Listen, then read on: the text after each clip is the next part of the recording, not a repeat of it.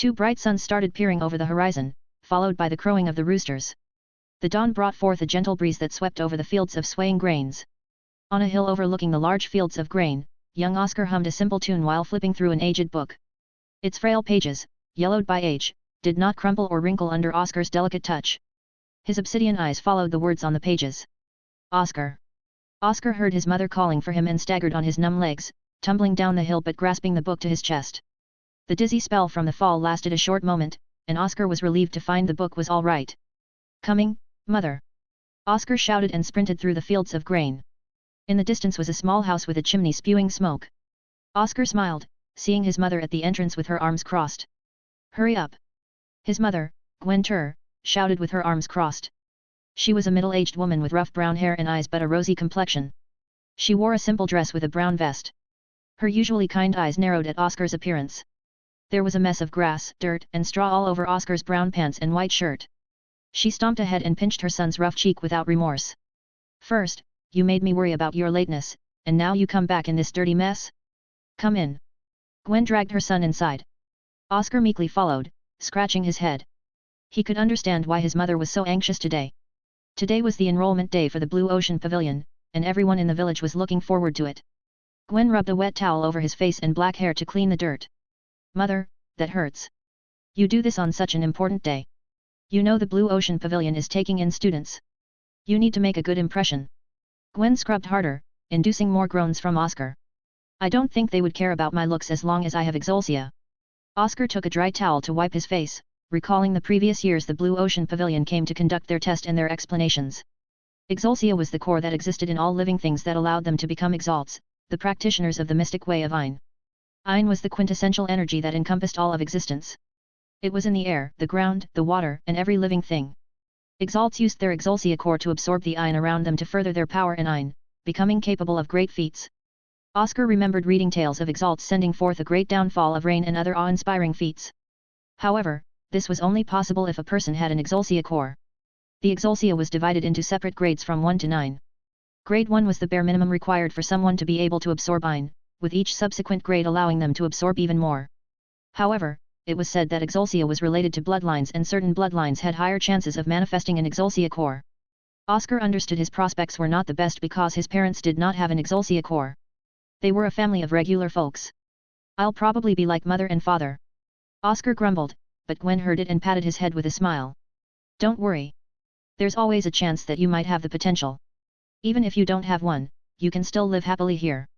Gwen hugged her son. Oscar smiled and got out of Gwen's hug, going outside. He was happy to live here with his parents but was interested in becoming an exalt. Ever since he saw an exalt from the Blue Ocean Pavilion fly down, he yearned to do the same. I could travel from place to place, meet all kinds of people and read books from everywhere. Oscar looked longingly at the sky. I can only hope, but mother is also right. Son. What's got you so down? A vibrant man called out. It was Oscar's father, Henry Tur. He had tanned skin from working outside for years, a frazzled bed of black hair, well-toned muscles and obsidian black eyes like Oscar. Henry was seated on a horse that was pulling a cart with wheels. Nothing, father. Oscar turned around and shouted, Mother. Father is here. Gwen took large steps while holding a basket of small foods for breakfast. Let's hurry and leave. Oscar got into the cart with his mother, munching on the bread and cheese in the basket. Oscar's father, Henry, snapped the reins, and they departed from their farm and headed to the village. As they departed, Oscar took in the scenery before him. He loved roaming around the wide fields of grain, feeding the horses in the stables, and roaming the vast forests stretched to the ends of the horizon. Even if I become an exalt and see all kinds of views, I'll still miss this place. Half an hour passed, and Oscar was still in the cart with his family. Henry and Gwen were still talking until another cart caught up to them. Hey, Turs. Fine morning, isn't it? The man looked similar to Henry but with amber hair. Inside the man's cart was a young girl with scarlet red eyes and hair. Oscar looked at the girl with a smile. Carlson, I thought you'd still be sleeping and miss this. Isabella looks pretty as always. Henry laughed. The pair was Carlson and Isabella Thorne. They were the farm next to the Turs, so the two families were well acquainted. Oscar had known Isabella since they were children. While the parents were talking, Oscar made small talk with Isabella. How are you doing, Isabella? Isabella beamed with a smile, showing her pearl-white teeth. Oscar recalled the village nickname for Isabella, the Monnet Rose, a very fitting title. Oscar looked at her supple rosy cheeks and long eyelashes, feeling his heart skip a beat for a moment. I'm excited. I have a chance to become an Exalt. Isabella clenched her hands together as if in prayer. If I become an Exalt. Isabella quieted down suddenly. If you become an Exalt, what? Oscar tilted his head in confusion. Nothing. Isabella sighed and looked at the aged book in Oscar's hand. Still reading so many books? Aren't you worried about your chances? Isabella asked. Books help me calm down, you know that. I am worried, and I want to become an Exalt, it's been my dream. Oscar frowned, but his brows loosened as his mouth curled up after turning toward his parents. But I know I have a home here too. If I cannot become an Exalt, that's the end of that chapter in my life. But I do hope I become one. Isabella crossed her arms and sighed, mumbling, ridiculous. Sorry. Nothing. Isabella looked away. Is that breakfast? May I have some? The two ate their breakfast as they came closer to the village. Soon, they arrived at the edge of a paved road with a scattering of rough cobblestone houses around. We're here. Ah, this place is always crowded at the enrollment times. Hopefully, we can finally have an Exalt from our village. Carlson looked around the crowd that was gathering around a stone platform. Back then, the proctor determined that he had no inherent exulsia and was left depressed. But his family comforted him, and he moved on from those dreams. He looked affectionately at his daughter. He hoped she could pass. Even if she failed, he would make sure she lived a good life and married a good man. Speaking of a good man, Carlson turned his attention to Oscar, who was looking around in wonder. Oscar would surely take care of Isabella. He had watched the two grow up. If nothing else, they would have each other. Oscar, what are you doing? Isabella noticed Oscar mouthing off silently. I'm trying to count everyone here. It's always amazing at this time. Isabella chuckled at Oscar's silliness. She felt more at ease due to his antics. The clamors and ruckus brought up by the crowd in their excitement incited the animals nearby to stomp their hooves. However, all of this was overwhelmed by a loud deafening boom that resounded from the skies. An Exalt! Someone yelled, pointing up. Oscar gazed at the sky. There was a ship, 100 meters long, with sails on its sides instead of a mast traversing through the air. On its deck was a man who jumped down and flew down, landing softly on the stone platform. I am Lewis Walsh, the proctor for this year's enrollment. His voice magnified, echoing through everyone's ears. Lewis Walsh was clad in the Blue Ocean Pavilion's spectacular blue linen clothes. His eyes were sharp, and his chin broad. He radiated an intimidating aura that made the crowd step several feet away from the platform. Oscar felt his spine shiver at a single glance from Lewis. It was an instinctual fear, as if Oscar was a helpless mouse before a predator. Let all the youths that have reached 15 years of age come forth. At Lewis's instruction, the parents in the crowd began to push and encourage their teenagers to go forward, but many were still fidgeting, nervous about coming forward. Isabella strode forward with Oscar, her eyes fixated on Lewis. Her actions encouraged the others to follow suit, and they moved to the stone platform. Lewis nodded when all the prospects had gathered and unveiled a clear crystal orb. The Blue Ocean Pavilion has made a decision. Those with grade 4 or higher will be accepted while the others will be rejected. The crowd erupted into chaos. Some stomped their feet and swore, while others bowed and pleaded to overturn the decision. It was hard enough for their small village to have someone with even grade 1, now, they had to be at least grade 4.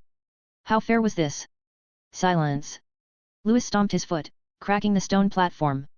The pavilion's decision is final. We have done this due to the high amount of deaths amongst the lower grades. Accept it. Oscar and everyone else audibly gulped as sweat flowed down their forehead. Their hands were pale as fear overwhelmed them. You. Step forward and place your hand on the orb. Lewis pointed at a boy on the platform. The boy shuddered and froze like ice, but Lewis's threatening eyes prompted him to move. The boy gripped the orb with a pleading look as if praying. But the orb did not do anything, remaining as transparent as ever. Nothing, that means you have no exulsia. Rejected. Next. Lewis coldly waved the boy off the platform. The boy could not resist as the air locked around him, forcing him into the crowd. I said next. Lewis directed another youth to step forward. But the crystal did not shine for her at all. More and more people were brought up but rejected. None had an exulsia core, but then someone finally made the orb react. However, he was only in grade 3. The grade 3 examinee pleaded with Lewis that it was just one grade. He claimed he could make up the difference by himself. But his cries fell on deaf ears as Lewis blew him back to the crowd. Seems this batch is not any good. Lewis was one of many proctors deployed all over the brilliant Drake Empire. Of course, as an Exalt, it was beneath him to do menial tasks. But, the better talented students a proctor could bring back, the more rewards they would receive. He was frustrated that he drew this backwater place. The reasoning was the slim chance a mutation could occur where a person could have powerful exaltia without any pedigree or background. Why was I so unlucky? Why couldn't I have drawn a city? Louis pointed at a certain scarlet-haired girl, Isabella. Isabella took several deep breaths and placed her hands on the orb, staring without blinking at it. The crystal shone a bright silver that startled the crowd and Isabella. Louis's eyes went as wide as saucers with his jaw hanging down. His previous majesty and sharpness seemed like a lie compared to his improper demeanor now. Grade 8. You have grade 8 exaltia. You're a prodigy. Louis was still in shock until a wide smile appeared on his face. He never expected such a gem here. Bringing such a talent would be a great boon to him. Carlson, Henry, and Gwen were ecstatic as they cheered for Isabella. The people around them looked on in jealousy, thinking why it wasn't their child who had such talent. Isabella broke out with a wide smile that enchanted several young boys there. But they knew there was no chance for them now. This girl would surely climb to the top as an Exalt. Oscar was also dumbfounded by what had occurred. He never imagined that Isabella would have such talent. Good for you, Isabella. He gave a thumbs up. Stand by me until the tests are finished. Louis regained his composure and moved on to the other candidate, Oscar. You're the last one. Oscar stepped forward. Louis observed Oscar had come together with Isabella. Is it possible that he also has talent? Louis looked expectantly at Oscar. Oscar quickly gripped the crystal. It immediately shone a scarlet red. Henry and Gwen did not know the meaning of this color and grasped each other's hands. Louis did not put on an excited face that dampened their hopes. They were worried. Why hasn't Louis announced the result? Sir? What grade do I have? Oscar eagerly awaited for Louis to speak but realized the Exalt looked slightly disappointed. Oh. Yes. You have grade 4 exaltia. You've just met the cutoff. Louis had his hopes too high and accidentally let his disappointment show. He was embarrassed to have made such a mistake. Grade 4 was just normal, nothing too special compared to grade 8. You've passed. Congratulations. Oscar stepped up next to Isabella. He was a bit down that he did not have exaltia like Isabella. Louis clapped his hands together and addressed the crowd. These two children are the only ones to pass the requirements. I will take them over to the Blue Ocean Pavilion tomorrow morning. Oscar looked at his parents, who were weeping with joy. Although he didn't think it happened, it did. He was going to be an Exalt. His heart trembled as he broke out into a wide smile under his parents' cheers. You make sure to behave, all right. Gwen wept as she hugged her son, Oscar, tightly. Mother, you're going to break my spine. Oscar flailed his arms, trying to escape so he could breathe. But his mother squeezed harder in response. Henry managed to separate his wife from Oscar before he could suffocate to death. Gwen's face was messy with tears. Henry held it together better than his wife, but his obsidian eyes were slightly wet. Don't worry, Mother, Father. I'll visit the next chance I get. Oscar was also crying but not as much as his mother. He held his parents' hands with a sad smile. When I return, I'll be a powerful Exalt and take you both to live without worries. Idiot, you'll always be our greatest worry. Henry embraced his son. His stoic, sturdy body exuded a comforting warmth that made Oscar feel at peace. Oscar turned to the platform in the town square. A large crowd had gathered again today. Even though only Oscar and Isabella were leaving with the Exalt, they still came to see them off. Hey, Tur family! Carlson Thorne arrived with his daughter Isabella. Her face was the definition of excitement, her cheeks were red, and her eyes were frantic. Sorry for being a bit late. We just said our goodbyes to Clara. Clara was Carlson's wife and Isabella's mother, who passed away 10 years ago. It's only proper to visit Clara. She would have been so proud of you, Isabella. Thank you, Auntie. Isabella thanked Gwen before glancing at the platform. Louis had not arrived yet, but she stepped onto the platform with measured and steady feet, unlike before. Well, I'll be off. Oscar waved goodbye to his parents and skipped through the massive crowd onto the platform. Everyone stared weirdly at the large backpack he had. Isabella looked curiously at the bag. Why do you have so many things? It's all my books. I have some stories about Exalts, guides on survival, indexes about wildlife. Oscar gave a thumbs up to Isabella, who just rolled her eyes. I don't think you would need so many books. Nonsense, books are precious in any situation. Isabella sighed and looked longingly at the sky. As answering her wish, the skies quaked as a large boat with white sails flew in from behind the clouds. Its bottom looked similar to a boat's hull but had 6 holes on the bottom that glowed brightly with flames that spun around. Oscar looked at the large boat with wonder. It was an airship, a great vessel that carried people around while staying in the sky like a bird. He had never seen one before because their village wasn't on the usual path for airships, and they never had any business in the nearby city where a port existed. Louis Walsh was on the ship's deck and jumped off, landing in front of Oscar and Isabella. His eyes barely registered Oscar but lingered on Isabella. The Blue Ocean Pavilion granted me the use of this airship for the safe transportation of our new students. What was your name? Isabella Thorne, Great Exalt. Isabella bowed before Louis and replied politely. Ah, Isabella. No need to lower yourself so much. With your great talent, it's only time before you surpass me. Louis embarrassingly rubbed his head. He did not tell any lies. Those with grade 8 were monstrous talents compared to him. Well then. Let's go. Louis took Oscar and Isabella by the hand and flew upward to the airship. Oscar and Isabella were flustered the whole way up. The sensation of the flight made their bodies tremble. On the boat, they took heavy breaths as their bodies felt tight. Louis smiled at their reactions. He experienced similar nausea the first time he took flight. If you become powerful exalts, you will learn how to fly. Come. Your accommodations await. Louis led them inside the airship. The halls were sparkling white and lit with crystals. Oscar and Isabella admired the craftsmanship and beauty of the halls along the way. Finally, they reached a set of doors that revealed a luxurious interior.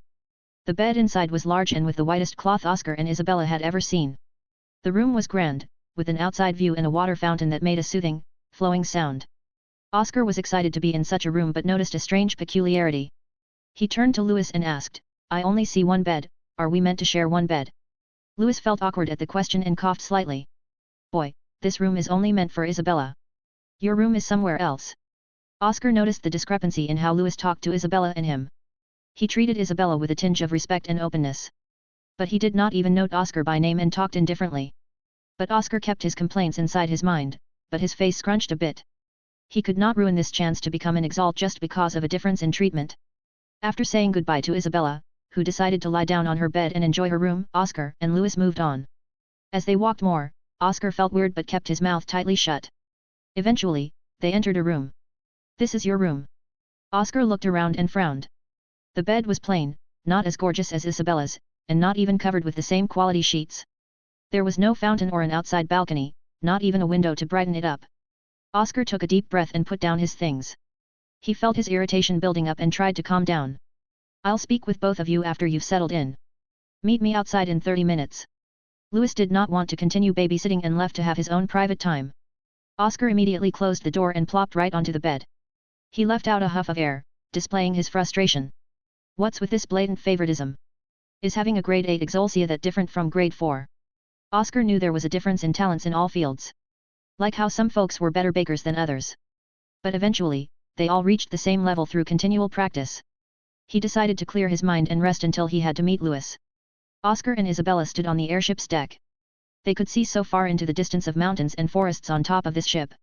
Oscar felt it was a pity he could not just stare out all day. Now then. I'll explain some of the basics of Exalts and answer your questions. Louis, who was waiting on the deck. Oscar's eyes shone after hearing this. Even though he felt indignant at his treatment, he never let that affect his eagerness for knowledge. You are most likely aware of the different grades of an Exalsia core. The higher the grade, the faster and better the core can absorb Ein. But the other benefit is the advancement. Louis said. Advancement? Oscar asked. Every Exalt can be categorized in particular realms or levels. Exalts advance from one realm to the next. Each subsequent advancement means becoming a stronger Exalt and having a longer lifespan. All Exalts start from the apprentice level. They are not much different from ordinary mortals and have 100 years of lifespan. But they are stronger and can utilize spells. As an apprentice Exalt becomes stronger, they reach a point to advance to the elite level. An elite Exalt has 150 years of lifespan. After elites are the Knight Exalts. It is the rank where you can fly like me. They have 200 years of lifespan. Then there are the Martial Exalts with 300 years of lifespan. Lastly, there is the King Exalt with 500 years of lifespan. King Exalts can overturn mountains and oceans with a flip of their hand. Are King Exalts the last stage? Oscar posed another question, but Louis was unbothered. Fresh recruits often had many questions. There are rumors of more powerful Exalts above the King Exalts. However, I do not know what they are. Also, such a level is far from where you and I are. So it's not necessary to talk about them. Then the grade of the Exalsia core we possess means how easily we can advance from one level to the next. Isabella asked. Precisely. Louis praised. Grades already determine the speed of progress, but it also determines how easily one can advance. Pretend that there is a wall that blocks you from moving forward. Advancement is like trying to break through this wall, higher grades can tear down the walls better. Grade 9s have the easiest time in advancing to the next realm. Lower grades may require far more effort to break through that wall. However, grade 8s are also quite good. He looked at Isabella with great interest but then turned to Oscar with a sigh. Grade 4s are not slow, but they aren't that fast either. The issue is the wall. Some lower grades spend their entire lives unable to advance and die. Oscar frowned, he did not think there would be such a difference in the Exalt. No wonder Louis favored Isabella. She had a superb chance of becoming a powerful Exalt. As long as I progress before my lifespan ends, I still have a chance, right? Oscar was not deterred. Louis was shocked to see Oscar's calmness and determination. Usually, so many lower grades lament their luck and try to make excuses. That is extremely tough. Also, even if you managed to progress at the tail end of each lifespan, there is still one glaring difference between Exaltia cores. A screeching roar echoed through the sky as Louis was about to speak. Oscar and Isabella were shaky and fell to the floor, looking around in fear. In the distance, a large creature flapped its wings with tremendous force, creating large gusts with each swing. It was covered in black feathers and had a large beak, but it oddly had 6 talons. An Exalt beast. They are our counterparts, beasts of Ein. I must have made a mistake in the direction and steered the ship into a danger zone. Louis frowned, he was too delighted in having found a grade 8 talent that he neglected his duties. But he soon smiled as this provided an opportunity. This creature is the 6-talon abyss crow. It is quite powerful. Louis chuckled at the frightened pair. This is a good opportunity, let me show you rather than explain. As the 6-talon abyss crow flew high, another piercing cry resounded before the beast dove straight for the airship. Louis put out his hand, and an incredible vortex of flowing substance gathered around. Oscar was confused because it was blazing like flames at times but also surging and smooth like water. This is the Ein, and now see this. The substance that was the Ein gathered and collected into Louis's hand before it took a form. Before the bewildered gazes of Oscar and Isabella, it became a 2-sided axe. The blades of the axe were wide, and the handle was long. The 6-talon abyss crow staggered in the air before coming to an abrupt stop mid-dive. One could see the fear that was laden in its pale eyes. Too late. Louis threw the axe, and in an instant, the crow's head was split from its body, spewing out a torrent of blood. With a wave of his hand, Louis kept the blood from spilling on the boat, and it fell to the distant ground. In his other was a large orb that he quickly put away. This is the other aspect of an Exalt, their anima. Louis showed the axe to the pair, and it suddenly faded away, disappearing. The anima is yourself, another form of your soul and being. It can be anything like weapons, beasts, and more. My axe anima is connected to me and wholly my own. However, its power and quality are limited by my Exaltia grade. Oscar focused his attention on every one of Louis's words. The grade of Exaltia represents the strength of the anima.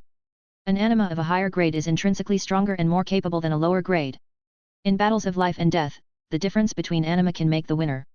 That is the main reason why higher grades are coveted. They have fewer barriers to advancement, and their animus are powerful. Sir, how do we find our anima? Oscar never saw anything like an anima at any time in his life. When you first become an apprentice Exalt, the form of your anima will be clear. Isabella could not help but wonder about her anima. Since her Exaltia was grade 8, the anima would be wondrous. However, she remembered Oscar next to her. Poor Oscar, she looked at him with a look of pity. Oscar crossed his arms in deep thought. He racked his head about the problem of anima and finally asked, how do I overcome the difference in anima? Anima isn't the end-all be-all of Exalts. Exalts also use spells and strategies to defeat their enemies. Anima helps out in the power of your abilities, so the ways to outdo a higher anima would be to have counters against its specific type or to have a deeper mastery of anima. A deeper mastery. How a person understands and utilizes their anima together in their fighting. You'll learn what that means as you continue your path as Exalts. Louis cleared his throat. That is all I have to explain to you. We will arrive at the Blue Ocean Pavilion tomorrow. So get some rest.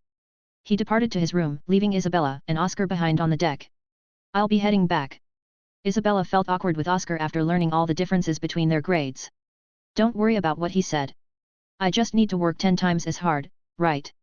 Oscar cheekily smiled at Isabella, who slightly smiled back. She did not say anything else and returned to her room. Oscar was all alone on the ship's deck. The day was still young, so the 2 suns were slightly above the horizon. He grabbed the rails and looked straight down to the ground. The trees looked so small, like small blotches of grass. I'll just work harder. He mumbled to himself. On his bed, Oscar was reading one of the books he had brought. Whenever he was down and needed encouragement, Oscar would delve into reading. Right now, he was bothered by the previous conversation with Louis about Exaltia and anima. He did not put it down until Louis opened his door. It's time. Get to the deck. Louis did not linger and went away to inform Isabella.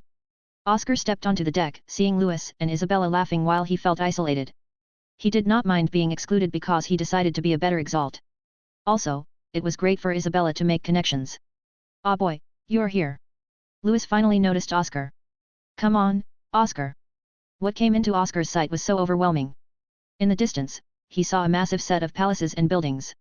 The trees were nothing but twigs compared to the wall's massive frame. As they drew closer, they could see the walls gilded gold with ocean blue carvings and patterns, seemingly made from sapphire, adorning the sides. The gates were massive and black. On its doors was the image of swirling waves with a trident in the center. On the arch above were the engraved words Blue Ocean Pavilion. Oscar stared in wonder at the enormous size of the gates. Even more surprising was that the gates reached only halfway to some buildings. "I can understand the gates, but what kind of buildings can be so big?" Louis smirked at Oscar's innocent question. "Wait until you get inside. You'll be able to enter those buildings, or not." Louis mumbled the last part, but Oscar managed to hear it. What could the Exalt mean by that?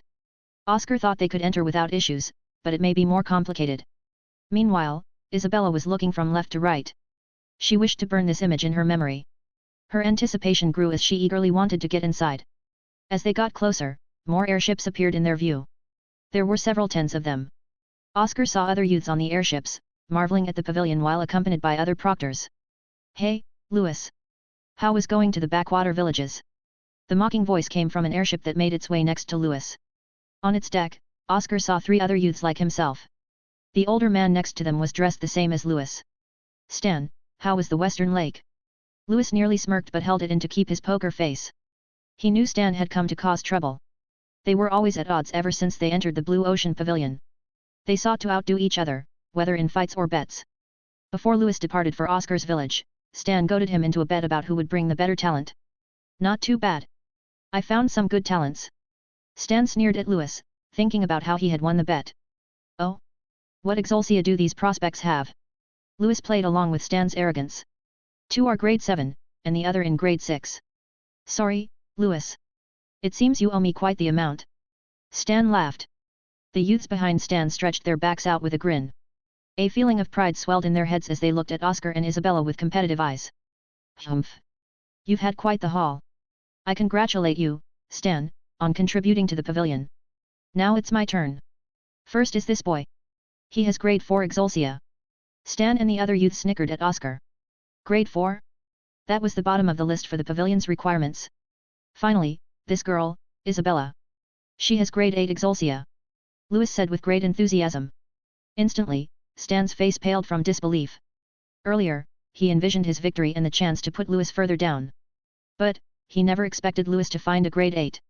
"Do you know how rare grade 8s are? How can such talent come from a desolate region? Why you joking, right?" Stan pointed at Louis meekly. After all, Louis might be lying to try to avoid embarrassing himself. "Not a lie. I can fully confirm the results. You can watch as I relay them to the judges if you want." It was Louis's turn to mock Stan, who was still in disbelief and staring dead at Isabella. The other 3 youths' attention was locked on Isabella, who returned a triumphant smile. She did not like why they scoffed and looked down at her earlier. So this was a sweet little revenge. "Should we make our way inside?" The airship was fast approaching the wall, and Oscar was impatient to get in. "Kukuku, you're right. Let's go inside. Stan, I'll look for you later. Don't be cheap and refuse to pay out." Louis made one final remark to Stan and began to steer the airship. The airship began its descent to a large port on the wall, consisting of many circular landing pads connected by stairs. Many of the pads were already occupied by an airship as people began to descend the stairs. Finally, their airship landed on one of the free landing pads. Oscar immediately hopped off and stretched his body. He could not wait to see his new home. "Follow me." Isabella and Oscar followed Louis down the stairs onto the main building in the port. Several groups of teenagers made their way, accompanied by proctors. The largest group was a group of 20. From their fashionable clothes, Oscar could tell they were most likely nobles. As Oscar glanced at other people, many others were taking peeks at Isabella. The boys were enamored by her striking beauty and amber hair. Some of the girls, however, had frustrated expressions of jealousy.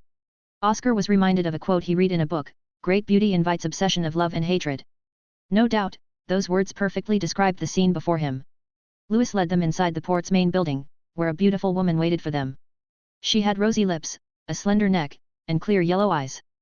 Her green hair was tied in a ponytail that stretched down to her thin waist. Louis, what is your report? Her voice was sweet to the ears. Ivanka, nice to see you again. How's dinner sound for today? Louis smiled cheerfully at Ivanka Klein. They had gotten acquainted during their years in the pavilion. It's always been his dream to take her out on a date. Enough. I asked you for your report. Ivanka was a judge, one of the more important positions at the Blue Ocean Pavilion. They were responsible for recording students' progress and history. They were the first to record new students and introduce them to the rules. Although she and Louis were both Knight Exalts, she was higher ranked. Thus, Louis could not keep teasing her too much. All right. I have one grade 4 boy and one grade 8 girl. Louis went back to business. Grade 8. Ivanka accidentally shouted, catching the attention of everyone. The onlookers were eyeing Louis's group in astonishment. Since when had a grade 8 not been from a great noble family or powerful group? Introduce yourselves. Name, age, home, Exaltia grade. I'm Oscar Tur, 15 years old, Monnet Village, grade 4. I'm Isabella Thorne, 15 years old, Monnet Village, grade 8. Ivanka took out 2 blank sheets made of metallic material that Oscar could not recognize. She took out a peculiar stone pen with a crystal tip and began carving their names and grades on the sheets. Ivanka slowly eyed Isabella, as did most of the proctors, youths, and other judges. The group of noble teenagers also looked at Isabella with pondering looks. Their eyes gleamed with great interest. Okay, finished. Oscar glanced at the metal sheets and saw a difference in their content. Name, Oscar Tur. Home, Monnet Village. Exaltia, grade 4. Take the trials at age 15. Name, Isabella Thorne. Home, Monnet Village. Exaltia, grade 8. Inner hall student at age 15. Excuse me, what are these trials? And what is the inner hall? I was just going to tell you both. Hang on a bit. You can leave Louis. Ivanka rolled up the metal sheets and tied them with a ribbon. She dropped them into a tube, sending them to somewhere unknown. Louis bade his farewells to Ivanka and Isabella while barely acknowledging Oscar. To the explanation. Our Blue Ocean Pavilion is divided into 4 different divisions. The Minor Hall, the Outer Hall, the Inner Hall, and the Legacy Hall. The trials that we have set, Oscar, is to see whether or not you will be entering the Outer Hall or the Minor Hall. The difference in the halls would be the number of resources you get for your training and access to some higher tier instructors. All those who are grade 4 to 6 will take the trials. Isabella, on the other hand, is in grade 8. Anyone above grade 7 has the privilege of skipping the trials and directly entering the Inner Hall. Isabella beamed with joy at hearing this news while Oscar stewed sadly over it. He'll need to pass the trials to have a better chance of being a great Exalt. What is the meaning of each hall? Oscar asked. Ivanka put her hand to her cheek to rest and replied, the Minor Hall is the lowest place where they are relegated to doing menial tasks and receiving little to no teachings. The Outer Hall is almost the same, but you have options for classes and no need to do chores. The Inner Hall has specialized teachers for individual needs and better rewards. But the Legacy Hall is the absolute peak. They enjoy the attention of multiple teachers and all the resources they could want. Of course, people can advance from one hall to the next by passing the promotion tests. But Legacy is different in that there is no test, but an individual must reach the Knight level before the age of 24, doesn't matter what grade Exaltia either. Really? The Legacy Hall doesn't care about the grade. Oscar got slightly excited at this revelation. The most vaunted place in the pavilion did not care about the grade. It is the truth. But don't get your hopes too high. Ivanka could tell what Oscar was thinking. But how many people in the lower grade managed such a feat? In all of the history of the Blue Ocean Pavilion recorded, there was only one, a grade 6. This boy's grade 4 is a drastically bad situation. Alas, she did not want him to experience a bigger disappointment if he failed. So it was better to nip it in the bud before he broke down. Oscar understood Ivanka's words. But for him, as long as there is a chance, he will take it. After all, how can he be an Exalt without traversing through adversity like in the stories? Also, you can only be students here for a certain time. You will only be a graduate if you become a Knight Exalt by the age of 30. Those who do not can continue to stay and work for the pavilion or leave. Ivanka flicked her hand, and 2 books floated into Isabella and Oscar's hands. These are the rules of the pavilion. Don't break any, or else one of the judges will come for you. Ivanka let out an oppressive aura that overwhelmed Oscar and Isabella. Their faces became pale, and they felt no resistance come from their body. Oscar could tell from the feeling that Ivanka was stronger than Louis. The oppression only lasted for a few seconds until it vanished. Isabella, go to the door on the right. Oscar, go to the door on the side. I wish you both luck, and remember to work hard. Ivanka let them pass by to greet the next batch. Oscar and Isabella looked at each other. Isabella simply nodded and turned without saying anything. They separated, but Oscar looked at Isabella's back before disappearing into the door. He never thought there would be such a big disparity between him and his childhood friend. Never mind that. I need to focus on the trials. Oscar strode to the door and pushed it open, leading to a large outdoor enclosure. He saw a vast crowd waiting for the trials to begin.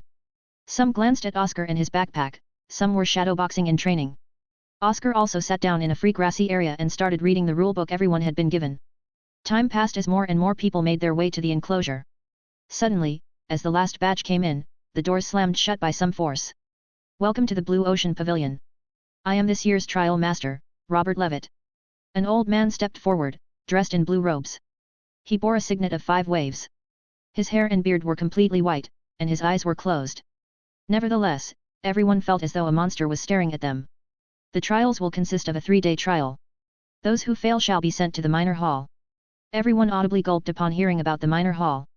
Certainly, that was the place they must never enter for their future. Then let us begin. Then let us begin. Robert's aged yet domineering voice echoed across the large courtyard. The crowd tensed up at Robert's words. The Blue Ocean Pavilion was the holy land for all developing exalts in the brilliant Drake Empire. The heaven for those who were found worthy but hell for those who fell short. What sort of trials were we walking into? How many people would even pass? These questions occupied their minds. If they failed here, then they might as well leave and give up any hope. Oscar stood patiently with a calm expression, but the sweat on his brow betrayed his anxiousness. Robert looked at the crowd of prospects and sighed. From a mere sentence, many had given in to fear. He did not enjoy seeing such cowardly behavior. Come through this door and move onto the platform, Robert instructed. Oscar followed the crowd as they stepped onto the large platform, feeling like he was a sheep in a wooden pen. Everyone gazed at Robert, waiting for what was to come. Robert nodded and said, "Be ready." Suddenly the stone platform began to shine, making everyone squint or cover their eyes. The sudden brightness caught them all off guard, and some shrieked from the flash that overwhelmed their eyes. "Good luck." Oscar heard Robert's voice before he felt his body being squeezed. The feeling was so uncomfortable that Oscar was reminded of the time he had a really bad stomachache. He let out a cry of pain, as did many around him. The stone platform released a final burst of light, engulfing everyone. The next moment, it returned to normal, but the crowd was gone as if no one ever stood there. Robert opened his eyes, revealing an odd pair of red and blue eyes. He smiled and stroked his beard while addressing the other elders of the pavilion below him. "Let's head to the control room. I hope the students can do well to show what they can do." The other elders of the pavilion bowed their heads in agreement and followed Robert at a respectful distance. Oscar felt his vision returning from the initial bright shock, but his stomach was very uncomfortable. With a green face, he vomited out his entire breakfast, taking large breaths. What the hell happened? He recovered but had a pale face. Where am I? The ground was not the stone platform he once stood on, it was a vibrant spread of dark dirt and green grass. All around him were big trees and some large boulders in the distance. The layout of the place reminded Oscar of the forest he sometimes wandered and traveled around near his home. But the trees here were much taller and wider. These trees could definitely provide thrice as much firewood. Oscar placed his hand on the thick birchwood. His eyes glanced slowly around and spotted a small hill in the distance. As he thought about going there, a metal cylinder suddenly dropped on his head, followed by a small bag. Ouch! Oscar yelped. What is this? He gripped the metal cylinder and noticed it was a container. With a forceful tug, the lid popped open, and a scroll dropped out. Oscar picked up the scroll, unfurled it, and read. The scroll's contents said the following. Congratulations on being one of the lucky ones to take the trial. Your trial is to find 3 tokens laid around the whole field. There's a chance all of you could find the 3 tokens, or none of you can. The time limit for finding them is 3 days. There is also a bag of food and water that will last for the duration of the trial. If you are in any danger, there is also a small medallion that you can break to give up. Fighting is allowed, but do not take things too far or else. Happy scavenging. The message from the pavilion seemed very accommodating, but it carried a particular chilling sentence that made Oscar tense. Fighting was allowed during this trial. Oscar had never been in a fight before, so he knew he was at a disadvantage. Oscar checked the bag, saw the food inside, and pulled out the medallion.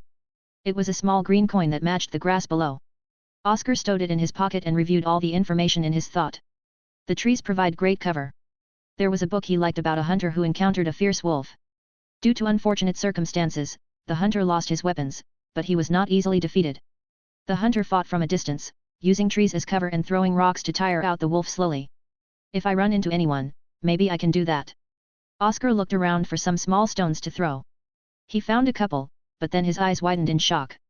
He hastily dug out a golden rectangle, the size of his palm, that was sticking out. Bringing it close to his face, Oscar saw the symbol of the pavilion, a trident head engraved on it. This must be one of the tokens the scroll mentioned. That was pretty easy, or am I just lucky? He quickly put away the token in his pocket, one down, two more to go. Oscar traversed through the forest slowly, trying to spot any tokens, but the search was long and not fruitful. The first one must have just been luck. He stood back up after another failed spotting, but his body froze as he turned to stone.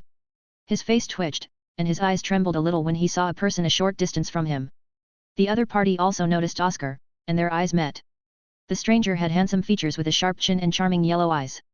His green hair was slightly unkempt but did not detract from his appearance but added a wild feel to it. Oscar tensed up and took out the stones in his pocket, ready to throw them at any chance.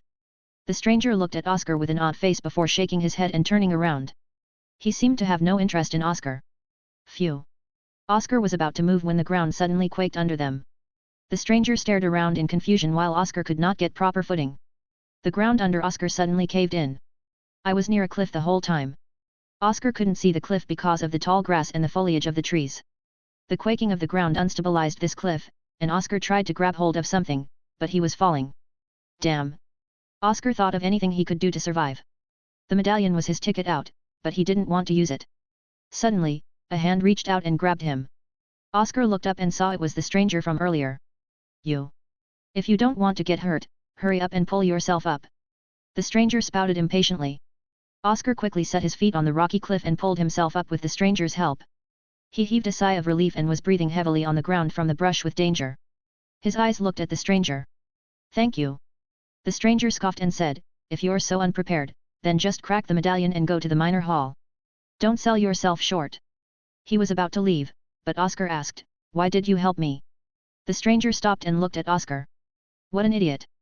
It has nothing to do with you. Oscar was puzzled but nodded. What does that have to do with it? Nothing, really. The stranger turned his back again. I just wanted to stop you from falling down that cliff. Simple as that. Oscar didn't know the stranger's motive, but for some reason, the stranger's tone was different when he mentioned the cliff. It was low and somber, like Oscar's father when his friend passed away. Oscar decided not to pry.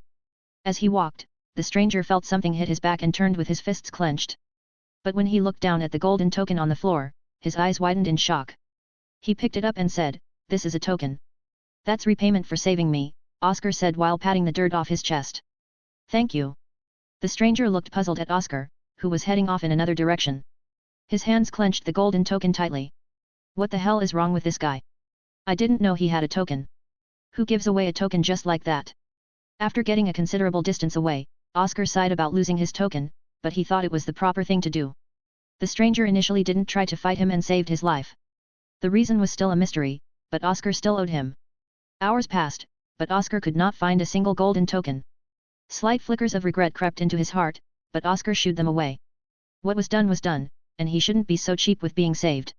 However, what the hell is up with this place? Is there any clue that was left behind? Oscar studied the scroll again while eating some food. But the scroll contained 0 hints on it.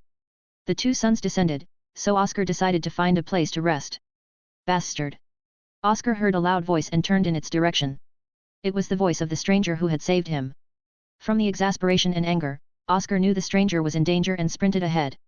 As the shouts grew louder, Oscar closed in on the scene and slowed his steps. Behind a tree, he peeked ahead and saw the stranger stuck with a rocky wall behind him.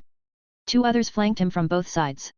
Oscar recognized one of them as one of the teens who accompanied Stan, the proctor who goaded Lewis. Samuel, you piece of shit! The stranger shouted and swung. Oi, is that the right way to talk to a member of the Carter Viscount? Samuel arrogantly declared. His blonde hair flowed down his shoulders, and his yellow eyes eyed the stranger like a predator. Behind the stranger, the other person swung at him, and the stranger was forced back to the rocky wall. 2 on you is too much for you. Samuel sneered. You're one hell of an idiot. By the way, this is my associate, Greg. Don't care about scum like you two. The stranger spat out some blood and took up a stance. Scum? Please, I am a grade 6 Exaltia talent. If anything, you're the scum. Didn't your family ostracize you after the fact? But then again, the biggest trash was that fool, Teresa. The stranger's eyes were bloodshot, and he charged in a rage at Samuel. You! Samuel blocked while Greg put a strong kick in the stranger's gut. Ah, I remember, Frederick. You always smacked me or embarrassed me in front of everyone. This is payback for the humiliation you gave me. Don't worry, I won't take it too far, but sometime I will kill you. He punched the stranger, Frederick, in the face. But Frederick chuckled with a defiant look. I remember you were a helpless idiot who thought he could do anything he wanted. I disciplined you in your family's place, and they forced you to stay at home for a year. That was hilarious. Samuel's face turned red with rage. He quickly picked up a large stick, waving it around. Enjoy your life in the minor hall. However, a small rock smacked him hard in the back of the head. Samuel dropped the stick, holding his head with a twisted expression, and barked out, "Who the hell?" Suddenly, Oscar came out of nowhere and pushed Samuel to the rock wall. Get out of here. Frederick stared blankly at Oscar, who was waving his hand and telling him to leave. He only thought about what kind of idiot this person was. Who do you think you are? Greg moved. Oscar quickly picked up the stick and slammed it on Greg, crashing him to the ground. He quickly took Frederick's hand and dragged him off. I told you to run. You. Frederick was still in disbelief. Samuel got up and saw the two running off. He tried to follow, but they already ran far. He could only let out a shout. I'll kill you. After their desperate getaway, Oscar and Frederick panted and stopped to catch a breather. It's fast approaching nighttime. They shouldn't be chasing us anymore. Oscar drank some water, one of the provisions in his bag. Frederick quickly regained his breathing and stared at Oscar intently. Why did you jump in? I can tell you can't fight well, so what if it went wrong? Are you an idiot? Oscar frowned and answered, what words to say to the person that saved you just now? I saved you because I wanted to. Why did you save me from the cliff? Frederick fell silent and said, you're one crazy idiot. Aren't you the same? You decide to save some stranger like me despite the risks involved, and you tried to fight 2-on-1. Oscar laughed. I never got to ask, what's your name? My name is Oscar Terr. Frederick slumped to rest on a tree and chuckled, now you're trying to make a friend? I'm Frederick Klein. Nice to meet you. Robert Levitt was watching from the control room. Several images floating around showed all the students undertaking the trial. Somehow, he could see all the images simultaneously, and after hours passed, his closed eyes perked slightly. He strode toward a particular image, showing Oscar being saved by Frederick and throwing his token at him. This boy is quite honest. He could have kept the token to himself but given it up based on his principles. The other also saved the boy, but from his face, it seems not to be out of pure kindness. He watched with interest as Oscar and Frederick separated, reaching the moment Frederick fought with Samuel and Greg. He wore a small frown on his elderly face, but he sighed and shook his head. To be able to have someone else follow you is also a talent, but this child seems very vengeful. Oh. The image showed Oscar moving ahead toward Frederick's location. Robert rubbed his chin and witnessed Oscar saving Frederick and running off together. How interesting. This can be the start of a good team. As the night settled in, Oscar started a fire and ate some of his food. He thought of something and asked, does one of your relatives work here? I ran into a lady with the same hair and eyes as you. Oh, you must be referring to my aunt. She used to be one of the students here until she graduated. She became a Knight Exalt at the age of 27. She's been working as a judge for the past 4 years. Frederick was also munching on his food with. Oscar remembered what the book about the Blue Ocean Pavilion said about judges. They were one of the most important roles in the pavilion and were reserved only for graduates. Proctors like Lewis and Stan were mainly the ones who failed to reach Knight Exalt before 30. Your aunt must be an incredible genius. Oscar praised. Well, that's a fact. Our Klein family is a small baron family. So her graduation was a big affair that propelled our family's status. Frederick did not sound too excited about talking about his family. A noble family. The brilliant Drake Empire was divided into different social classes. At the very top was the emperor, followed by the dukes, counts, earls, viscounts, and barons. Oscar and Isabella were just the bottom of the barrel commoners with no social standings. They might be higher up on the ladder if they were merchants or in some other specialized trade. That's amazing. I'm a commoner, so I wouldn't know how it is. As long as you become a great exalt, you'll be given lands and a title. But who knows if that's worth it? Frederick grumbled.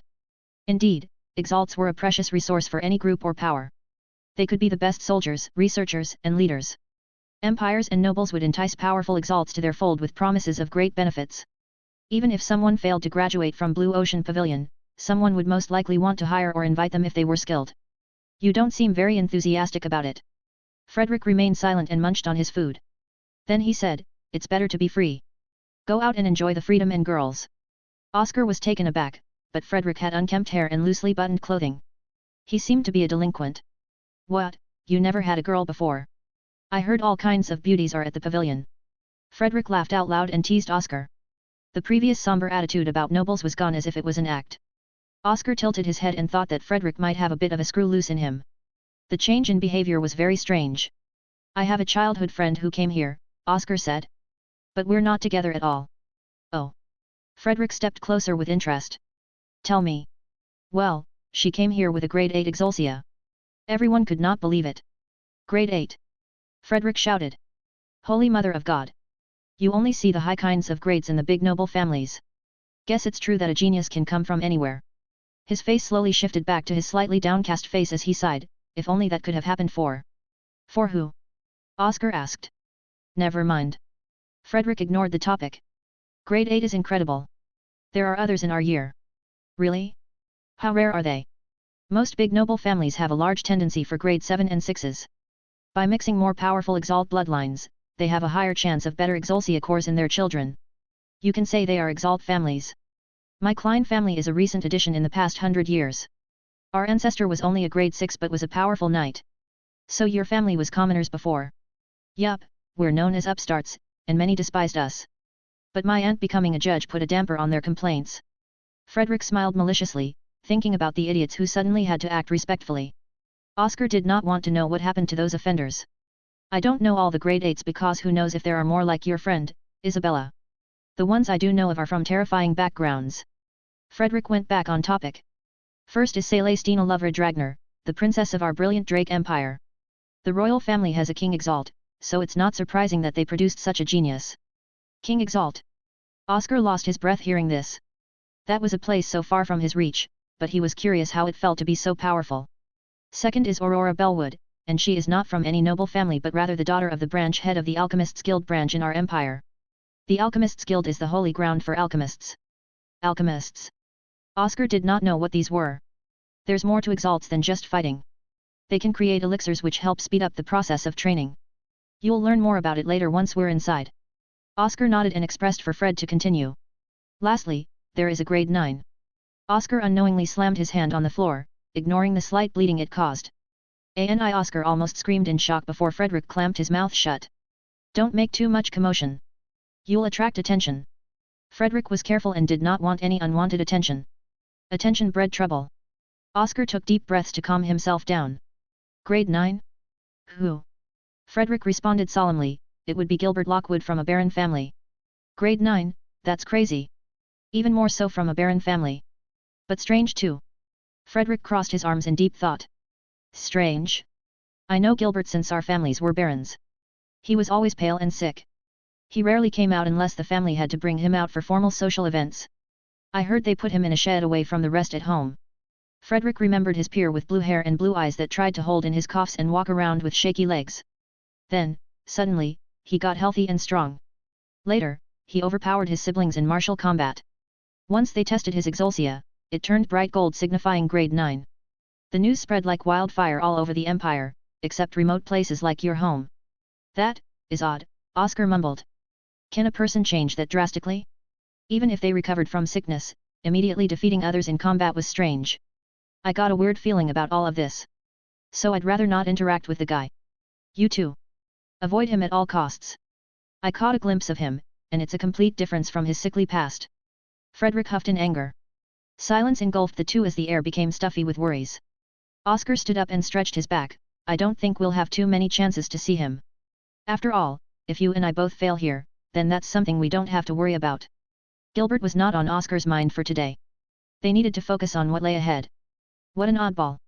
Frederick thought Oscar was an interesting person to give him a token and save his life. Completely different from Gilbert. Without knowing, Frederick had a smile on his face.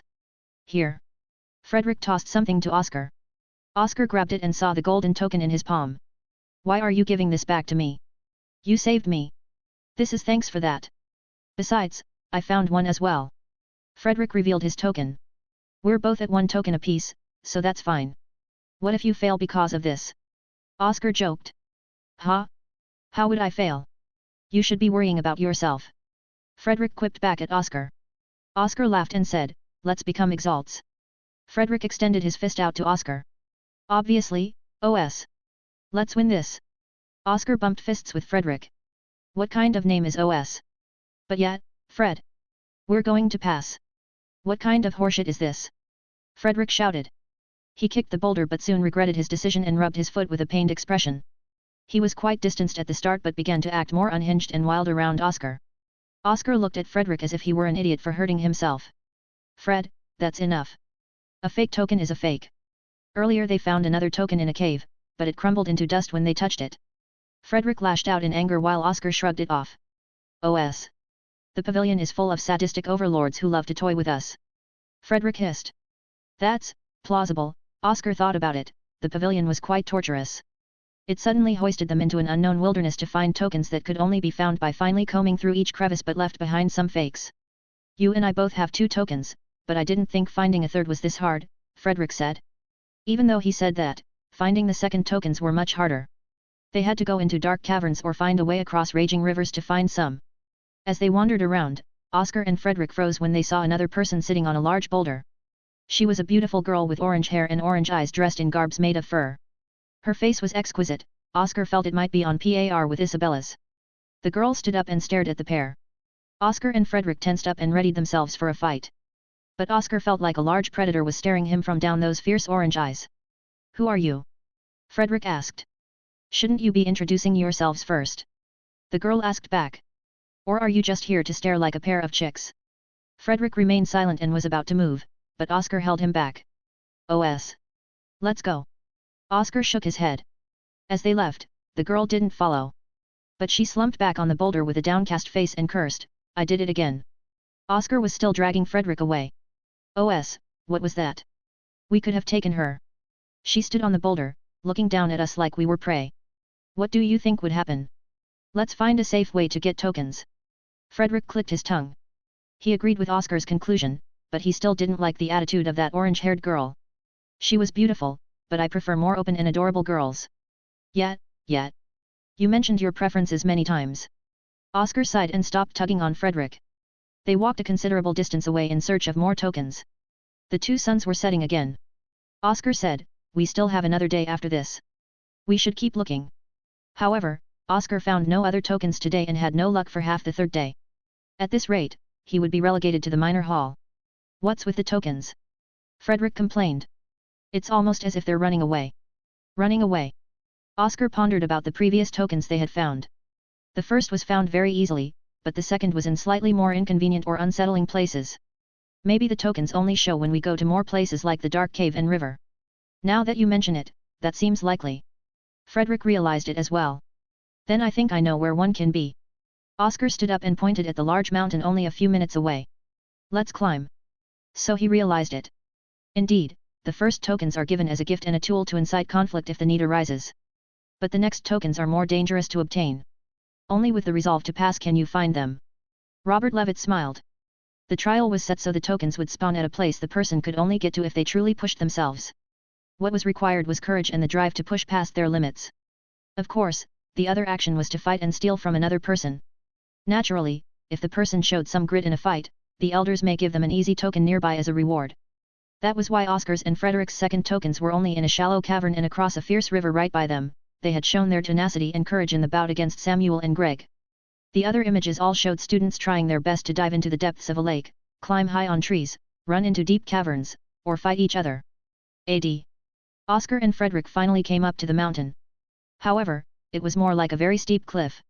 It reached high up and was full of small bumps and grooves that allowed people to climb. Are you sure about this? Frederick looked up. Do you want to pass or not? Oscar retorted. Frederick scoffed at Oscar's words and scrutinized his gaze across the cliffside. Then his face lifted in delight as his finger pointed toward a particular spot midway up to the cliff. There it is. Your guess was right on the money. It's just not one. There are 2 tokens. The gleaming of the golden tokens was very distinct and easily recognizable once spotted. Oscar could see 2 golden lights shining like flickering stars on the cliffside. 2 tokens. Frederick's eyebrow lifted in disbelief. What kind of coincidence is this? Could the elders of the pavilion be controlling this trial? If so, that makes sense that 2 tokens are conveniently placed here for us. It must be a part of the trial. Though I wonder how they would handle the situation in a fight. Oscar stepped ahead to the cliffside, followed by Frederick. He traced his hand across the coarse surface when he reached the rocky structure. Finally, he grasped a spot and put his foot on a crevice. Let's climb. We only have half a day. Frederick jumped up and secured himself firmly on the cliffside. He looked around and found a good place to move towards. His movements were quite efficient, and his climbing speed was quick, astonishing Oscar, who didn't start climbing yet. Wait for me. Oscar had some experience climbing trees, so he was somewhat competent, but his speed was still slower than Frederick's. After a short while, he began to sweat profusely, and his fingers were trembling. Frederick looked back. Hurry up, OS. You need to work more on your stamina. Oscar scowled and grumbled, I know. I'll be shooting straight past you in a moment. Together they struggled and took careful steps upward. Frederick proved himself quite observant and would spot good places big enough for them to put their feet down properly to stand, providing much needed comfort and some rest. However, the last stretch toward the golden tokens contained very rough surfaces that cut into the hands, and very uncomfortable to try to find some proper footing to rest. Suddenly a large crack formed, destroying Frederick's footing and knocking him off the wall. Frederick's eyes widened, and his face darkened. His green hair swished above as his body fell. Frederick didn't scream nor react in any way other than the small teardrops. Suddenly a hand grasped his arm. It was Oscar. Oscar exerted all his strength, his face was red, and his veins popped. The sudden weight increase nearly tore his arm off, but Oscar held strong, his fingers dug deep into the rocks, dyeing it red with blood from his broken nails. Thankfully, it was enough. Oscar held Frederick's arm tight. We need to get the tokens as soon as possible. The cracks are deep, the entire cliff can collapse. Oscar said frantically, but his worry grew when he saw Frederick hanging onto his hand. Frederick's face was pale, unable to regulate his breathing, he was suffering from a panic attack. Fred! Oscar shouted. But Frederick was not responding, but Oscar could feel his pulse raging by the arm in his hand. His grip was weakening, but his eyes were bloodshot. He refused to let go. Oscar clenched his teeth and swayed Frederick, hitting him against the cliffside softly but enough for a shock. What the? Frederick came to his senses and saw where he was. OS. He saw his new friend desperately trying to hold him up. Frederick punched his head, shouting, Sorry. I was elsewhere for a moment. Elsewhere? Did the near fall make you go mad? Oscar grumbled. Hurry up and grab onto the rocks. I can't hold on. Frederick did as instructed, making Oscar breathe out in relief. The cracks were spreading, but Oscar and Frederick bravely continued. The prize was right before them, and their time was running out. Oscar didn't know if another opportunity would come like this or if the elders would be willing to give them another chance. This was their last shot, and there was no backing down. Oscar bit his lip to the point it started bleeding. His hands were ridden with cuts that were further stung by the salt of the rock. Every drop of sweat felt like a part of his life was shaving away. A little more, Oscar's hand trembled as it stretched as far as it could. With the slightest pinch of his fingertips, Oscar grabbed the corner of the golden token, which he carefully brought closer for a better hold. The golden token was firmly grasped in his palm, and he shouted, We did it. Frederick was right beside him and also had his golden token. He wore a bright smile and shouted in triumph.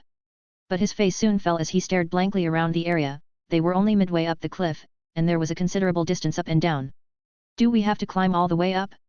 Or do we try going down? Frederick shouted. His usually handsome face was disheveled, red, and soaked in sweat. Oscar was panting, barely able to get his words out. I think we're screwed. The adrenaline had worn off after reaching their goal, and the sudden flood of fatigue and pain began to overwhelm them. Oscar's legs were trembling, and his arms were like jelly. Trying to move right now was signing a death warrant. The most he and Frederick could do was stay where they were, but the pressure of the encroaching cracks on the cliffside made him nervous. Suddenly, the tokens in their hands and pockets began to shine. Oscar and Frederick stared at the flashing token in their hands with jaws wide open. The light from the token began to intensify. What is this? Oscar was concerned. I don't know, but don't lose your token. Frederick shouted. Suddenly, the light engulfed them, and they disappeared from the mountain. Oscar and Frederick tumbled onto a stone-paved ground. Both could not help but nearly gag but forcibly held it down. It was a similar feeling to when they first arrived in the wilderness. What happened? Where is this? Oscar rubbed his eyes to see clearly. They were surrounded by a circle of marble pillars and a moat with lotuses on its clear waters. We're in some other place, Fred. Yup. Frederick stood up with shaky legs but helped Oscar to his feet. He smiled and teased, You nearly threw up, how pitiful. Says the one who lost his mind when he almost fell. Oscar retorted. I can still see the tears in your eyes.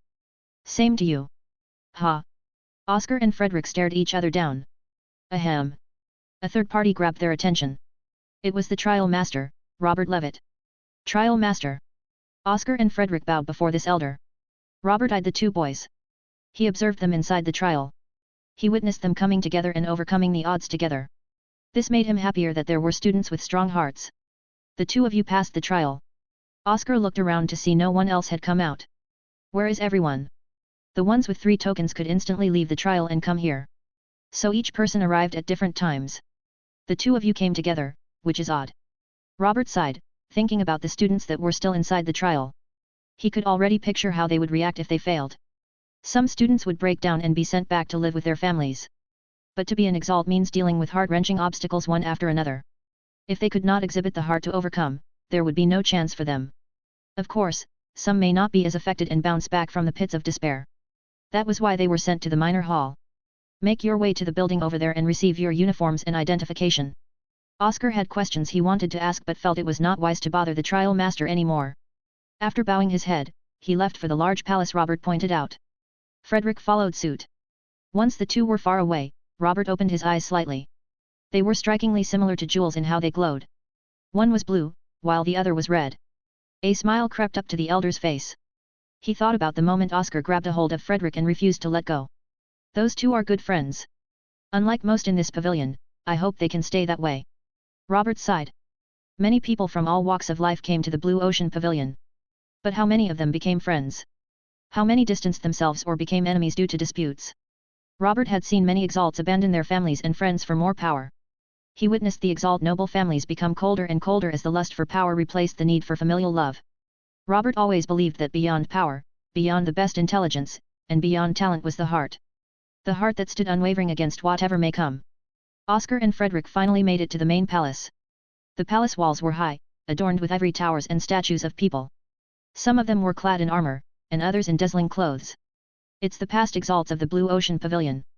They had to be some incredible people to be memorialized here. You know this place. Aunt mentioned it before. This is the Palace of the Receding Tide. Robert Levitt appeared in front of a large building, its front doors had carvings of unfurled scrolls and quills. This was the record chamber and one of the most important places in the Blue Ocean Pavilion. It contained all the records of every student and the historical events of the Blue Ocean Pavilion. Thus, it was heavily guarded and closed off to only a few with the privilege. 2 guards were posted at the entrance. They were Greater Knight Exalts and some of the best warriors of the pavilion. Their body was covered in azure armor from head to toe, and their trident weapons were beautiful with razor-sharp gold tips. Noticing the newcomer, they approached to block them. However, they halted on seeing it was Robert. Great Elder. You grace us with your presence. They bowed and lowered their tridents. It's trial master right now. I'll return to my duties as Great Elder after it ends. Robert waved the guards to return to their posts.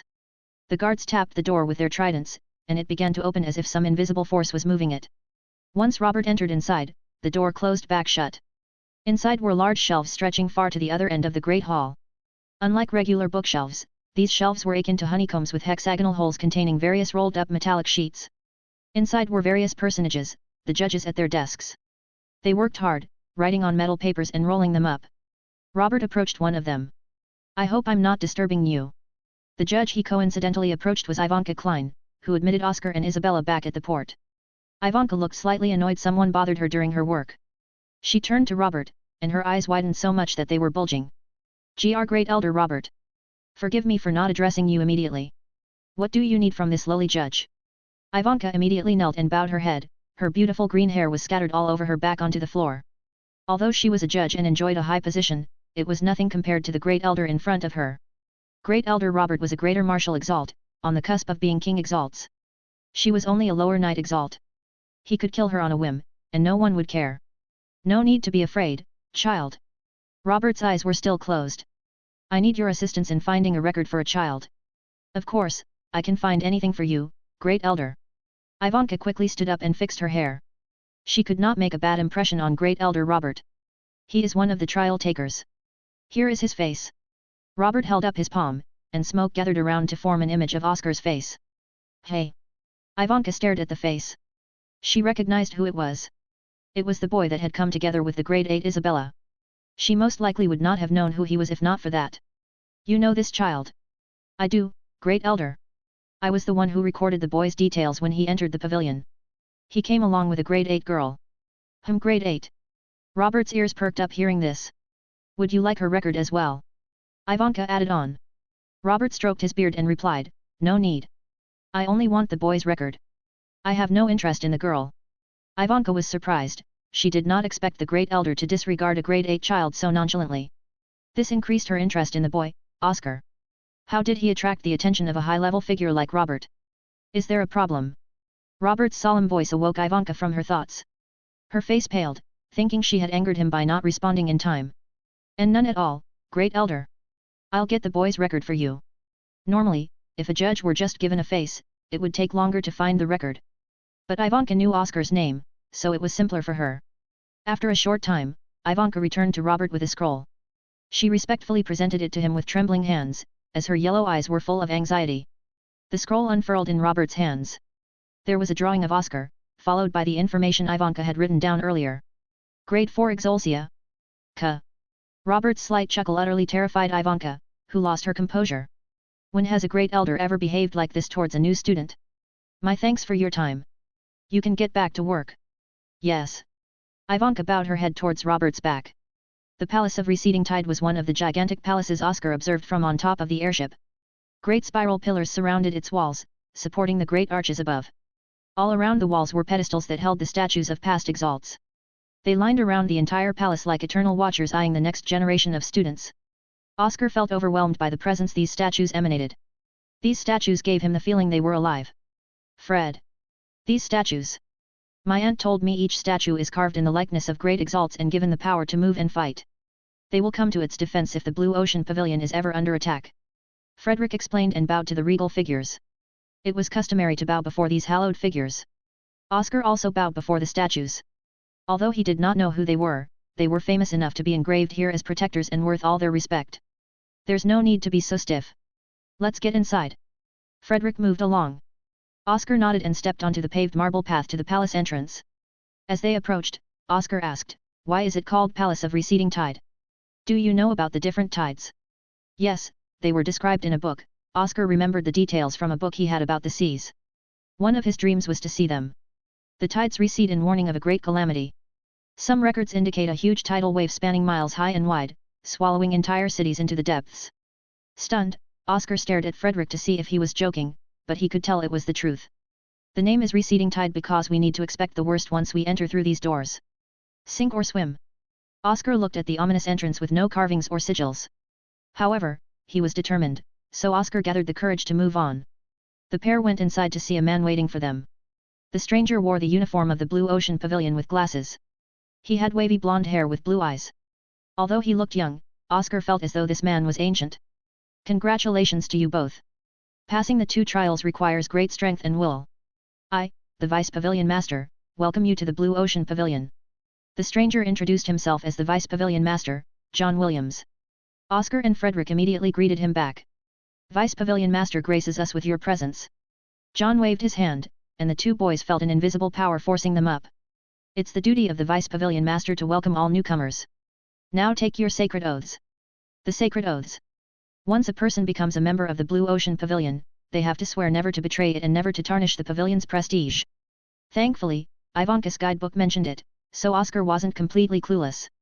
The sacred oath was inscribed on the wall behind John. Each character felt unusually magnetic, as though Oscar could not peer his eyes away. Oscar and Frederick placed their right arm across their chest to their heart as they recited the oath. I swear my allegiance to the Blue Ocean Pavilion. I swear to be a proud member who will live, fight, and die for our name. Never will I betray it. From this moment onwards to the end. Vice Pavilion Master John looked pleased to hear them swear the oath. Although it was slightly annoying to come here every year, it was worth it to see the new students. Here are your new uniforms and badges. John flicked his fingers as 2 pairs of neatly folded blue uniforms went to Oscar and Frederick. Next came 2 blue stone tablets with their names engraved. Continue to the outer hall. John smiled and waved them goodbye. Thank you, Vice Pavilion Master. Oscar tightly gripped his badge and uniform, his eyes began to water slightly, but he quieted his emotions down. This was just the start. He would cry once he became a powerful, accomplished Exalt. The Vice Pavilion Master pointed to the hall on their left. Oscar saw the words outer hall labeling it and turned towards it. He reached the exit, where the sunlight poured into the halls. There were arrays of rivers, flat plains with small hills, and several humongous palaces scattered over the fields. What a difference! Oscar felt as if the air here was exceptionally clean and refreshing, the plants were so vibrant with many colors, and the skies were like a painting with their clear blue color and fluffy clouds. It's amazing. Anne said it was the most beautiful thing she had ever seen. Frederick was speechless from the view. It was like walking into some fairy tale land of wonder. Isn't it amazing, OS? Yes. For some reason, Oscar felt like laying down the hill onto the tall seafoam-colored grass. His desires were interrupted when another person approached them. Hey, newcomers! Welcome to the outer hall. A person approached them, wearing the uniform of the Blue Ocean Pavilion. I'm Nicholas, your guide. I've been in the Blue Ocean Pavilion for 3 years. Nicholas greeted the two. Oscar and Frederick followed Nicholas as he explained the outer hall. The outer hall consists of hundreds of students, a dorm for girls and boys, lecture halls for classes, though those barely happen in the outer hall. Why is that? Oscar asked. Instructors are also exalts, so they prefer to focus on training themselves. Additionally, they feel their efforts are better spent in the inner hall to find the best personal disciples and make connections. Only inner hall members can become disciples of an elder or instructor. Those in the outer hall have to make do with themselves. Oscar sighed helplessly. The disparity of treatment extended far. Although he understood its rationale, he felt it was somewhat heartless. Nicholas noticed Oscar's behavior and said, "It's the norm for exalts. The more powerful you are, the better treatment you receive. In the end, it's also the pavilion can field the strongest exalts." Nicholas knew what Oscar felt. He felt the same when he first entered the pavilion. However, 3 years passed, and he was stuck in the outer hall while the inner hall continued to excel. For a time, he believed it was because the inner hall enjoyed most of the benefits. However, after a failure in a mission, he realized he was simply outmatched from the start. He grasped Oscar's shoulder and looked down. Don't obsess over it. You'll feel better by not thinking about how it's unfair. They're better, it's just that way. Nicholas witnessed many new students come in with hopeful aspirations only to crash harder due to reality. He did not care for them, but their woes of grief always annoyed him when he just wanted to let the years pass on. Thank you, senior. But I must still try. Oscar shook Nicholas's hand off him and stared straight at Nicholas. His eyes were unyielding, full of determination.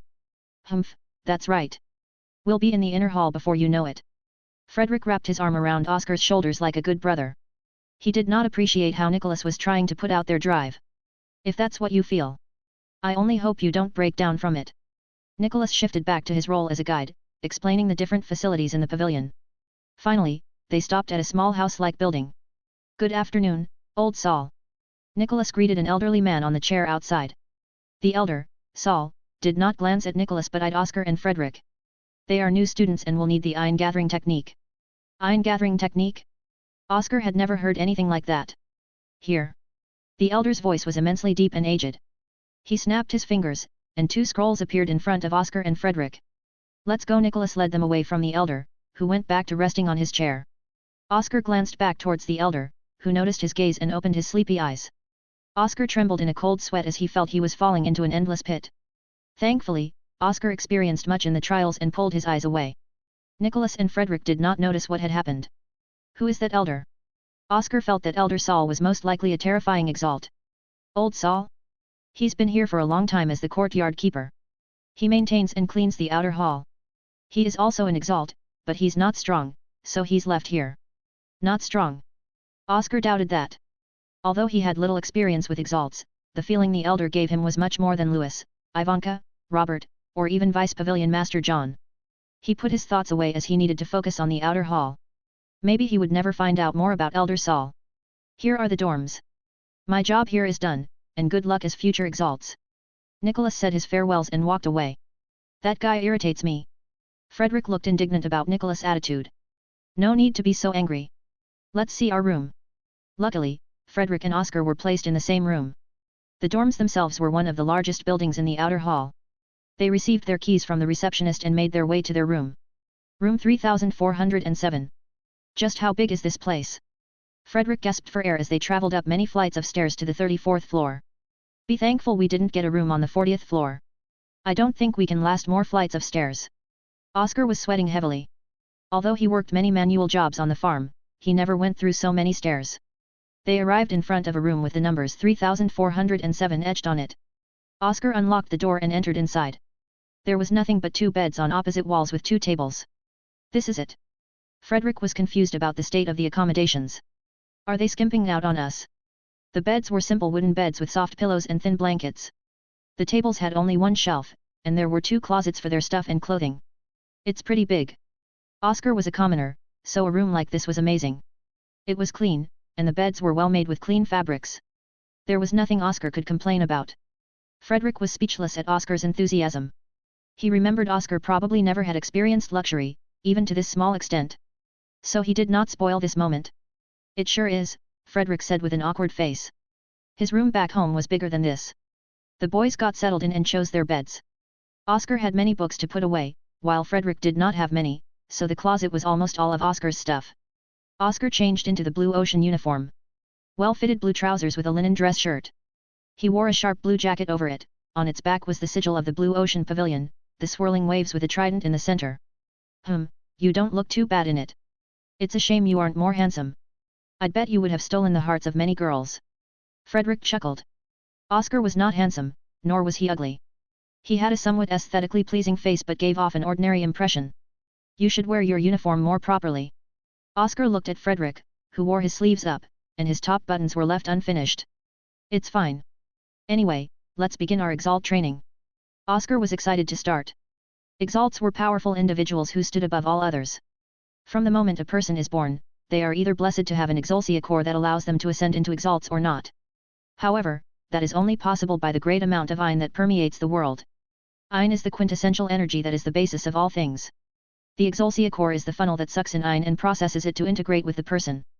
The more Ein it collects, the more the Exaltia core coalesces and matures into the next evolution.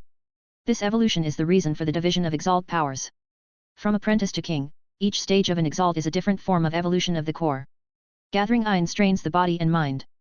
As if understanding this, the Exaltia core shows itself at an adolescent age. The optimal age to begin was determined as 15. Of course, a person can start their training later, but the path as an Exalt is long and arduous. Oscar reviewed the notes written in the Ein gathering manual he received from Elder Saul moments ago. The different grades of the Exaltia core determined how fast it could process the Ein and how easily the core could evolve. Little wonder why the higher grades could progress and advance faster than others. According to this, I have to meditate and breathe accordingly. Given time, I should be able to feel the Ein and try to absorb it. Ein meditation. Oscar glanced at Frederick on the other side of the room. Frederick was already deep in his Ein meditation. Although he joked around and was untidy, Frederick was serious about his Exalt training. Not wanting to fall behind, Oscar crossed his legs and straightened his back to attempt Ein meditation. The room was silent except for the long breathing noises of the 2 boys. 30 minutes passed, but Oscar still did not feel anything. The manual mentioned the first step to awakening the core and sensing Ein to be the hardest. Once the core is opened, it can gather Ein much more easily. Oscar felt his body tensing up from staying still for too long. Frederick was doing better since he had been trained to meditate since he was a boy. As he tried to meditate, more sweat gathered on Oscar's head, and his face reddened. Eventually, Oscar stopped and gasped for air. The manual's particular way of breathing left his lungs unsatisfied and craving air. He got up, retrieved a bottle of water from his bag, and emptied the bottle in a few gulps. Phew! Trying to awaken the Exaltia core and gather Ein brought on fits of thirst and hunger. Oscar munched on some jerky his family provided him. How can he advance? The question stuck to Oscar's every thought. Silently, he pondered as he munched on the scraps of meat. I meditated for hours, yet I didn't feel any hint of Ein entering my body. Is it just a matter of trying for days?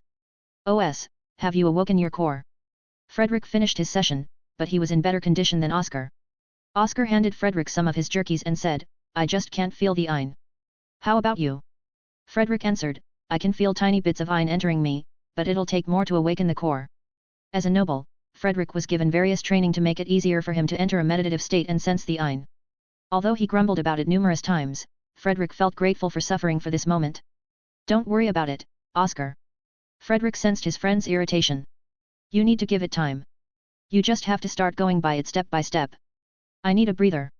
Oscar felt stuffy after the long hours of meditation. The outside air may be a good refresher. I'll stay inside. I feel that I'm close. Frederick gulped down his water and resumed his meditation. After a long flight of stairs, Oscar made it to the ground. The 2 suns were starting to set as twilight rolled over. Taking a deep breath, Oscar felt relaxed and comfortable. The long grass fields swaying, the sounds of the river flowing, and the slight twinkling of the stars that illuminated the sky. Gleefully, he treaded through the fields and explored around. He did not enter any of the facilities because it was getting dark. Ever since he was young, his family rule was to be home by nighttime. He stopped when he accidentally arrived at Elder Saul's cabin. The elder was still resting in his reclining chair. Elder Saul opened his eyes and glanced at Oscar. Unlike earlier, Oscar did not feel the cold, oppressive aura that terrified him. "What are you here for?"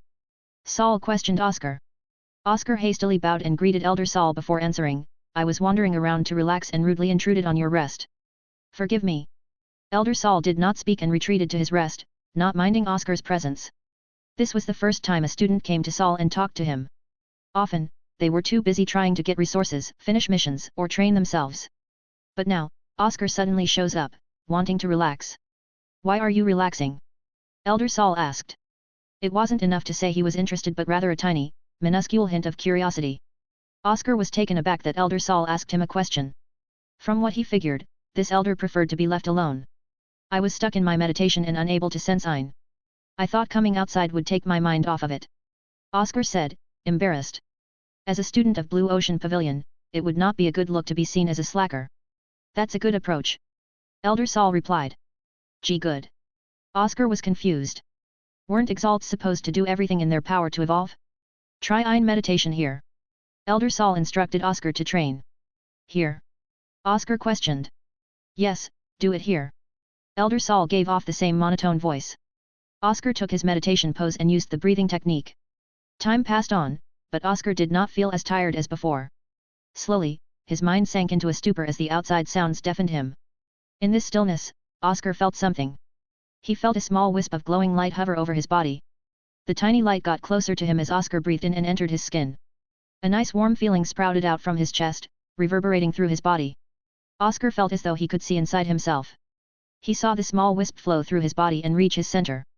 An orb the size of his fist absorbed the light and started to glow a dim, dull shine. "Ha, ha!" Oscar finally broke free of his state and breathed large volumes of air. "Don't do that. Take in the air slowly until it fills your lungs, then exhale it slowly. You do not want to overstress your lungs or agitate your mind by doing large intakes," Elder Saul advised. Following Elder Saul's instructions, Oscar breathed in for a few moments and then exhaled. His body stopped trembling, and his face was calm. But his eyes were full of excitement and glee. "I felt it. The tiny wisps of Ein." Oscar beamed a bright smile. Elder Saul was about to go back to rest until Oscar interrupted. "Why did it work?" Oscar asked. "What? Why did it work this time and not before? You weren't in the right state of mind." Elder Saul sighed. "Mind?" Oscar did not understand. Being an Exalt relies heavily on having a healthy mind. Nobles like your friend earlier are trained to maintain a good state of mind in most situations. A good state of mind means better senses. So, my mind was unbalanced. You're a commoner and have just arrived at the Blue Ocean Pavilion of everyone's dreams. You passed the trials and became a student here. No matter what you tell yourself, do you think your mind was the slightest bit calm? Like struck by lightning, Oscar felt paralyzed by the truth. Indeed, his mind had been occupied by training and becoming an Exalt. Compounded by the deep thoughts about his grade 4 and outer hall, his mind was certainly not in the best state. Now that I've come outside to relax and free my mind, it helped me properly meditate. He felt irritated and worried during the whole Ein meditation back in his room. No wonder he could not sense a single Ein. His mind was too cluttered. "Thank you, Elder." Oscar was grateful for this elder's advice. Elder Saul did not reply and went back to sleep. Oscar did not want to interrupt the elder a third time, so he leaped back towards his room. It was starting to get dark, so he needed to return. "Fred! I got it!" Oscar burst into the room and shocked Frederick out of his bed. "OS! You interrupted my meditation!" Frederick shouted back and threw his pillow at Oscar, hitting him squarely in the face. Oscar was too excited, he did not mind and cast the pillow aside. "Fred! I finally sensed the Ein. I also saw my core, it shone a tiny bit when the Ein entered." "Hey? You did it!" Frederick was shocked because he expected Oscar to take days before finally entering the state for meditation. It took him a while to properly enter that state. "I was outside and..." Oscar explained where he went and how Elder Saul gave him advice. Frederick looked on in wonder as Oscar retold his tale. There was such a cheat. Frederick roared in anger, making Oscar step back. "Goddamn family, forcing me to go through that harsh meditation training. I swear I still have bruises from being hit for moving." Frederick went on a tirade about everything his family did to him so he could meditate properly. "Good, good. Starting tomorrow, I'll relax all I want," Frederick proudly proclaimed. Oscar had a bad feeling and said, I don't think your idea of relaxation is what Elder Saul meant. I just had to get my mind to free itself of all idle thoughts. Doesn't hurt to try, Frederick mumbled. I'm going to meditate more. Oscar did not want to waste another moment. He got on top of his bed and started to meditate. The two meditated again, but this time, Oscar did not seem as irritated or sweaty. His face was peaceful, and his mind was clear. He envisioned himself back in the fields at home, losing himself in the tall wheat. Slowly, another wisp of iron entered Oscar into his core, which shone a little brighter. However, the process was slow, and his legs were getting numb. He could only see one iron per 2 hours. Stopping his iron meditation, Oscar went to the bathroom to take a bath. The water felt soothing after a long 3 days. In the past few days, he slept on an airship and saw the great gates of the Blue Ocean Pavilion. He landed on the great port and saw the largest crowd he had ever seen. He underwent a tiring trial in the mountain. He made a good friend in Frederick. Although it was only 3 days, he felt he could trust Frederick, a noble but a good man. Hey! Are you done in there? Frederick's voice interrupted his reminiscence. Oscar chuckled and finished bathing, changing into comfortable clothes for sleeping. It's all yours. Oscar lay down on his bed and closed his eyes. Today was so eventful that Oscar wondered what tomorrow would bring. Eventually, sleep came to Oscar as he drifted into his dreams. During this time, at Elder Saul's cabin, a mysterious figure came to where Saul was resting. This is the second time someone has annoyed me while resting at night. What do you want? Elder Saul peered at the intruder. It was Great Elder Robert Levitt. Sorry for the intrusion during your time of rest. But I need to speak to you. Robert bowed. If anyone were present to see this, their eyes would fall out of their sockets. The revered Great Elder Robert spoke respectfully to that Elder Saul, who maintained the fields and cleaned up any mess. Speak. Elder Saul spoke. Through our efforts, we have deduced the window of time the Ashen Grove may open. It will be in 4 to 5 years. Ashen Grove. Elder Saul's eyes opened completely. We will be sending out more resources to the inner and outer halls in hopes of our students getting stronger than before. Anything else? Saul asked. No, that is all. Robert departed, leaving Saul alone on his chair. Elder Saul sighed. Looks like hectic times are coming. All the students were resting, unaware of the upheaval that was coming. Dawn broke out over the Blue Ocean Pavilion. The 2 suns rose as their soft morning light beamed on the halls of the pavilion, followed by a breeze that tickled the blades of trees and swayed the tree branches. None of the students were out yet, as they were still asleep. Only a few of the pavilion staff and elders woke up to do their early morning duties. However, there were 2 boys up and about outside their dorms. Oscar was lying on the wide plain, not minding the grass staining his blue uniform. "OS, why did you wake me up so early?" Frederick yawned as he lazily sat down. Just moments ago, Oscar woke him up to go out when the sun hadn't risen yet. He did not enjoy going down the numerous flights of stairs so early in the morning. Although he grumbled the entire way, he still followed Oscar outside. "I wake up all the time at dawn to help my family on the farm. You'll get used to it, Fred." Oscar smiled as he felt the soft grass underneath him. "Next time, I'm ignoring you and going to sleep," Frederick stated. But the two began to laugh and talk as they relaxed. There was still no hint of anyone else coming out of the dorms. Oscar felt this was the perfect time to meditate. In Ein meditation, he fell into the astral state and sensed the Ein, guiding it into his core. But unexpectedly, Oscar felt another wisp at the same time. 2 Ein wisps were floating around his body. Slowly, they made their way to his core, brightening it up more than before. "Fred." Oscar was delighted and wanted to tell his friend. "What?" Frederick was amid meditation. He didn't want to fall behind Oscar. "I was able to sense 2 Ein wisps." Oscar boasted. "Congratulations, I can sense 4. Frederick gloated back, dampening Oscar's excitement. "4? How is that possible?" Frederick shrugged his shoulders and replied, "I've trained in meditation since I was young, so I'm well versed in it. Also, being a grade 5 Exaltia means I can gather more. Your core is starting to wake, so you'll eventually see more." "I see." Oscar immediately started meditation. He did not want to fall behind others. Time passed as the two meditated, took a break, and meditated again. They noticed a figure walking toward them. It was Elder Saul. "The 2 of you are up quite early." Elder Saul spoke in the same monotone voice. "Greetings, Elder Saul. I always wake up early to do chores, so it's a habit." Oscar explained. He noticed Elder Saul holding a sickle and asked, "What is Elder Saul doing here?" "I trim the grass so that they do not grow uncontrollably. You leave them alone, and they will take over in no time." Elder Saul dryly replied. "It's the same at my farm. We pluck the weeds and chop the grass. I'm glad to see the place is well cared for." I also thank you for helping me yesterday, Elder Saul. Oscar was also thankful to Elder Saul for maintaining these gardens. It helped him feel comfortable and almost like at home. That was nothing but a whim. You can leave it at that. Elder Saul dismissed Oscar's gratitude. Frederick, silent in the back, acted at this moment and asked, Elder Saul, you said relaxation is a way to help your mind. What about my methods? He explained his version of relaxation and wanted Elder Saul's opinion on the matter since Oscar was not that supportive.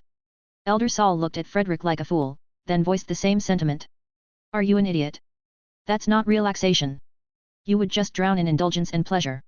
Your mind would be the farthest from clear and balanced. Oscar failed to hold in his laughter. Frederick turned red in the face and looked fiercely at Oscar. You dare laugh? Watch how I wreck your clothes later. The sound of laughter continued. Frederick's childish threat was ineffective as Oscar kept up his laugh. Finally, it died down as Oscar apologized. Today is a unique day. Elder Saul's words stopped Oscar and Frederick's friendly banter. Unique. You'll see later. They will announce all students to make their way to the auditorium. Elder Saul departed with these mysterious words. Weird. Frederick mumbled, but his grumbling stomach drew his attention. I am hungry. Let's get breakfast. The dorms were set up in a courtyard with 3 buildings. One of the buildings belonged to the boys, and the other to the girls. A tall wall separated the 2 buildings for obvious reasons. Oscar and Frederick's destination was the 3rd building in the center and connected by paths to both dorms, the commune. The commune was where students could interact and mingle. It contained a series of meeting rooms, a large spacious common area with comfortable seating, and a cafeteria. Inside the cafeteria were a few students who had just woken up and come down for breakfast. They were all tired after a long day prior. Some older students glanced at Oscar and Frederick before returning to eat and converse. Other students were newcomers who wore nervous expressions. Hey, check out some of the girls here. They look pretty. Frederick mischievously whispered in Oscar's ear. The uniform the girls wore were attractive. They wore the same kind of white dress shirt and blue jacket. But they wore blue skirts and thigh-high white socks, leaving a small portion of skin in between. Frederick eyed them with great enthusiasm until Oscar smacked his head to behave. Oscar was inexperienced, but his constant closeness with Isabella gave him some resistance. However, a faint blush showed on his immature face. Ignoring more of Frederick's sinful talk, Oscar got his breakfast and sat down. There was a nice heap of eggs and bacon, followed by toasted bread and a salad. Oscar started wolfing down his meal partly because he was hungry but mostly because it was delicious. It's delicious, Frederick remarked. As they ate, more students arrived for their breakfast. One of them noticed Oscar and Frederick and made their way over. Hey! Oscar and Frederick looked up to see another boy around their age. The person was the one Oscar and Frederick had fought off during the trial, Samuel Carter. His face was twisted in anger, and he bared his teeth like a malicious tiger. What do you want, Samuel Carter? Frederick looked annoyed, and his cheerful face changed to one of silent anger. Oi, is that the right way to talk to a member of the Carter Viscount? Samuel arrogantly declared. His family was Viscounts, a rank higher than a baron like the Klein family. This is the Blue Ocean Pavilion, and there are no rankings here except your strength. Oscar retorted. Samuel stared coldly at Oscar but laughed. If it's strength, you, with that lowly grade 4, can't hold a candle to my grade 6. Samuel recognized Oscar back then. After separating, his proctor Stan behaved coldly and dismissive to him and the others. He felt offended but could not do anything to Stan since he was a knight Exalt. Then during the trial, when he was about to finish off Frederick, this grade 4 brat came from nowhere and beat him down. When he entered the cafeteria and saw the grade 4 boy with the upstart Frederick, a fellow noble whom he despised, he felt gratified he could put both of them down and get his revenge. Say that when we're Exalts, and we'll find out. Or would you want a repeat of last time? Oscar clenched his hands and stared at Samuel with undaunting eyes. Samuel was taken aback at how this low-born fool could stare at him with disrespect. He was about to yell before Frederick clasped his shoulder. If you want to talk about our families, let me get my aunt. I'm sure she'll be happy to show you the difference. Samuel went pale. Ivanka Klein was a judge and known amongst the barons and viscounts as a very vindictive person. If she had a case against someone, she would not hesitate to make them suffer. Don't think she can protect you or that grade 4 runt all the time. Samuel knocked off Frederick's hand and left to get breakfast. Having lost their appetite from the unsavory encounter, Oscar and Frederick retreated to their rooms. That guy is a bastard. Frederick nearly spat on the floor, thinking about Samuel. You know him, right? He was gunning for you in the trial. Oscar was calm but furious inside. He's one of those old families that insult mine as upstarts. They've existed for 500 years. At some banquets, he would always try to pick a fight and insult me. Frederick said but sneered. 500 years and still viscounts while my family surpassed them in everything but title. Sooner or later, we'll be viscounts, and they won't have their precious rank to hold over us. So, he's just trying to look big. Oscar suspected. His family is stagnating and will decline, so he's eager to make a name for himself. But trying to act like he's above everyone else and bully lower grades is pathetic. Frederick chided Samuel's unpleasant behavior. I'm going to meditate. I won't let that guy get any step ahead of me. Oscar said. An unwilling feeling burned in Oscar. Time and time again, his grade 4 was how people judged him. He needed to prove them wrong. Seeing his friends so serious and already meditating, Frederick went along. For hours, they were deep in Ein meditation. Oscar saw 3 Ein wisps around him. As he absorbed more and more, his core glowed brighter. Reaching his limit, he turned to Frederick, who was still meditating. His grade 5 Exaltia gave him a better rate of Ein accumulation, allowing him to meditate slightly longer. A loud horn resounded all over the outer hall, interrupting their session. Students came out of their rooms and looked at each other in confusion. Once the horn stopped, a loud, booming voice was heard by everyone. All students of the outer hall must come to the auditorium in 20 minutes. Latecomers will be punished. All the students rushed out of their rooms in a frenzy. Like a chaotic mob, they sprinted over the grass plains to the auditorium. Oscar and Frederick were shocked and stared at each other. Elder Saul was right. Frederick was surprised. Don't linger around. Let's move. Oscar sprinted like the other students, making his way to the auditorium. 15 minutes later, they finally arrived. Oscar was ragged and gasping from the trek and sat on one of the rows. Eventually, the entire auditorium was filled up. Oscar didn't realize how spacious this auditorium was. There were thousands of other students seated and chatting away in this place. Oscar spotted Samuel, who was laughing with others, rebuking some of the students around him and making them feel uncomfortable. Bastard! Oscar thought. Finally, 20 minutes had passed since the announcement. A group appeared on the stage of the auditorium. They gave off the aura of seasoned veterans, silencing the entire crowd. Why are there so many elders gathered together? The audience could not help but wonder what event would bring together a group of elders. Not even the inner hall would have this sort of gathering.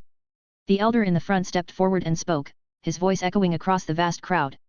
We are here to announce our pavilion will give a grade 1 Ein amassing elixir to all students in the outer hall once every 3 months. Silence. There was silence for a few moments until the crowd erupted in chaos. The older students were completely astounded with cries of shock or complete speechlessness. Some of the newer students were also the same, but the clueless ones were concerned by others' reactions. Fred, what is this Ein amassing elixir? Oscar was one of the clueless ones. Frederick recovered and said, elixirs are special substances created by alchemists. There are many different kinds of elixirs. The Ein amassing elixir allows you to absorb Ein faster than before, almost twice as much. Oscar was speechless at the miraculous effect of the elixir. But Frederick wasn't finished and continued. It is also a mass of concentrated Ein, more than you could normally absorb. By drinking it, you also intake all that Ein. It can be a boon that boosts you faster than before. Why are they giving away such a precious item? Oscar exclaimed. Frederick looked confused. Typically, they gave out the elixir every half year. What was the reason for changing it? They would be burning through more resources, not to mention the monetary costs. The elder resumed speaking to dispel their confusion. There is news of a great event in the future. Therefore, we must improve the power of our pavilion. A great event? Everyone grew anxious. What kind of event would force the pavilion to take such a loss? In all the years of the pavilion, there had never been this big of a change. Oscar wondered if Elder Saul could tell them. Everyone was granted their elixir. Oscar stared at his in interest. The Ein amassing elixir was a bluish liquid placed in a medium-sized vial about the length of his palm. The liquid was bubbly and slightly glowing. Frederick knew somewhat about the elixir and advised Oscar. They say it's best to use this when trying to advance. I suggest using this when you are close to awakening your core. Oscar grasped the vial and put it away, nodding at Frederick. He could not wait to return to his room and begin meditating earnestly. Weeks passed since the Ein amassing elixirs were distributed. Although no one knew the reason, they could feel a sense of foreboding. As if this were a respite before a horrific event. Knowing that these vials were early for a reason, all the new students had locked themselves into private meditation. Except for breakfast, lunch, and dinner, they all stayed inside to train. Oscar was not an exception. He continually came down early morning to rest on the grass but cut his rest short to return to his room. In all this time, he had gotten to the point of sensing 30 wisps of Ein. At a certain point, they say it is pointless to count as the Ein would become a flood rather than tiny droplets.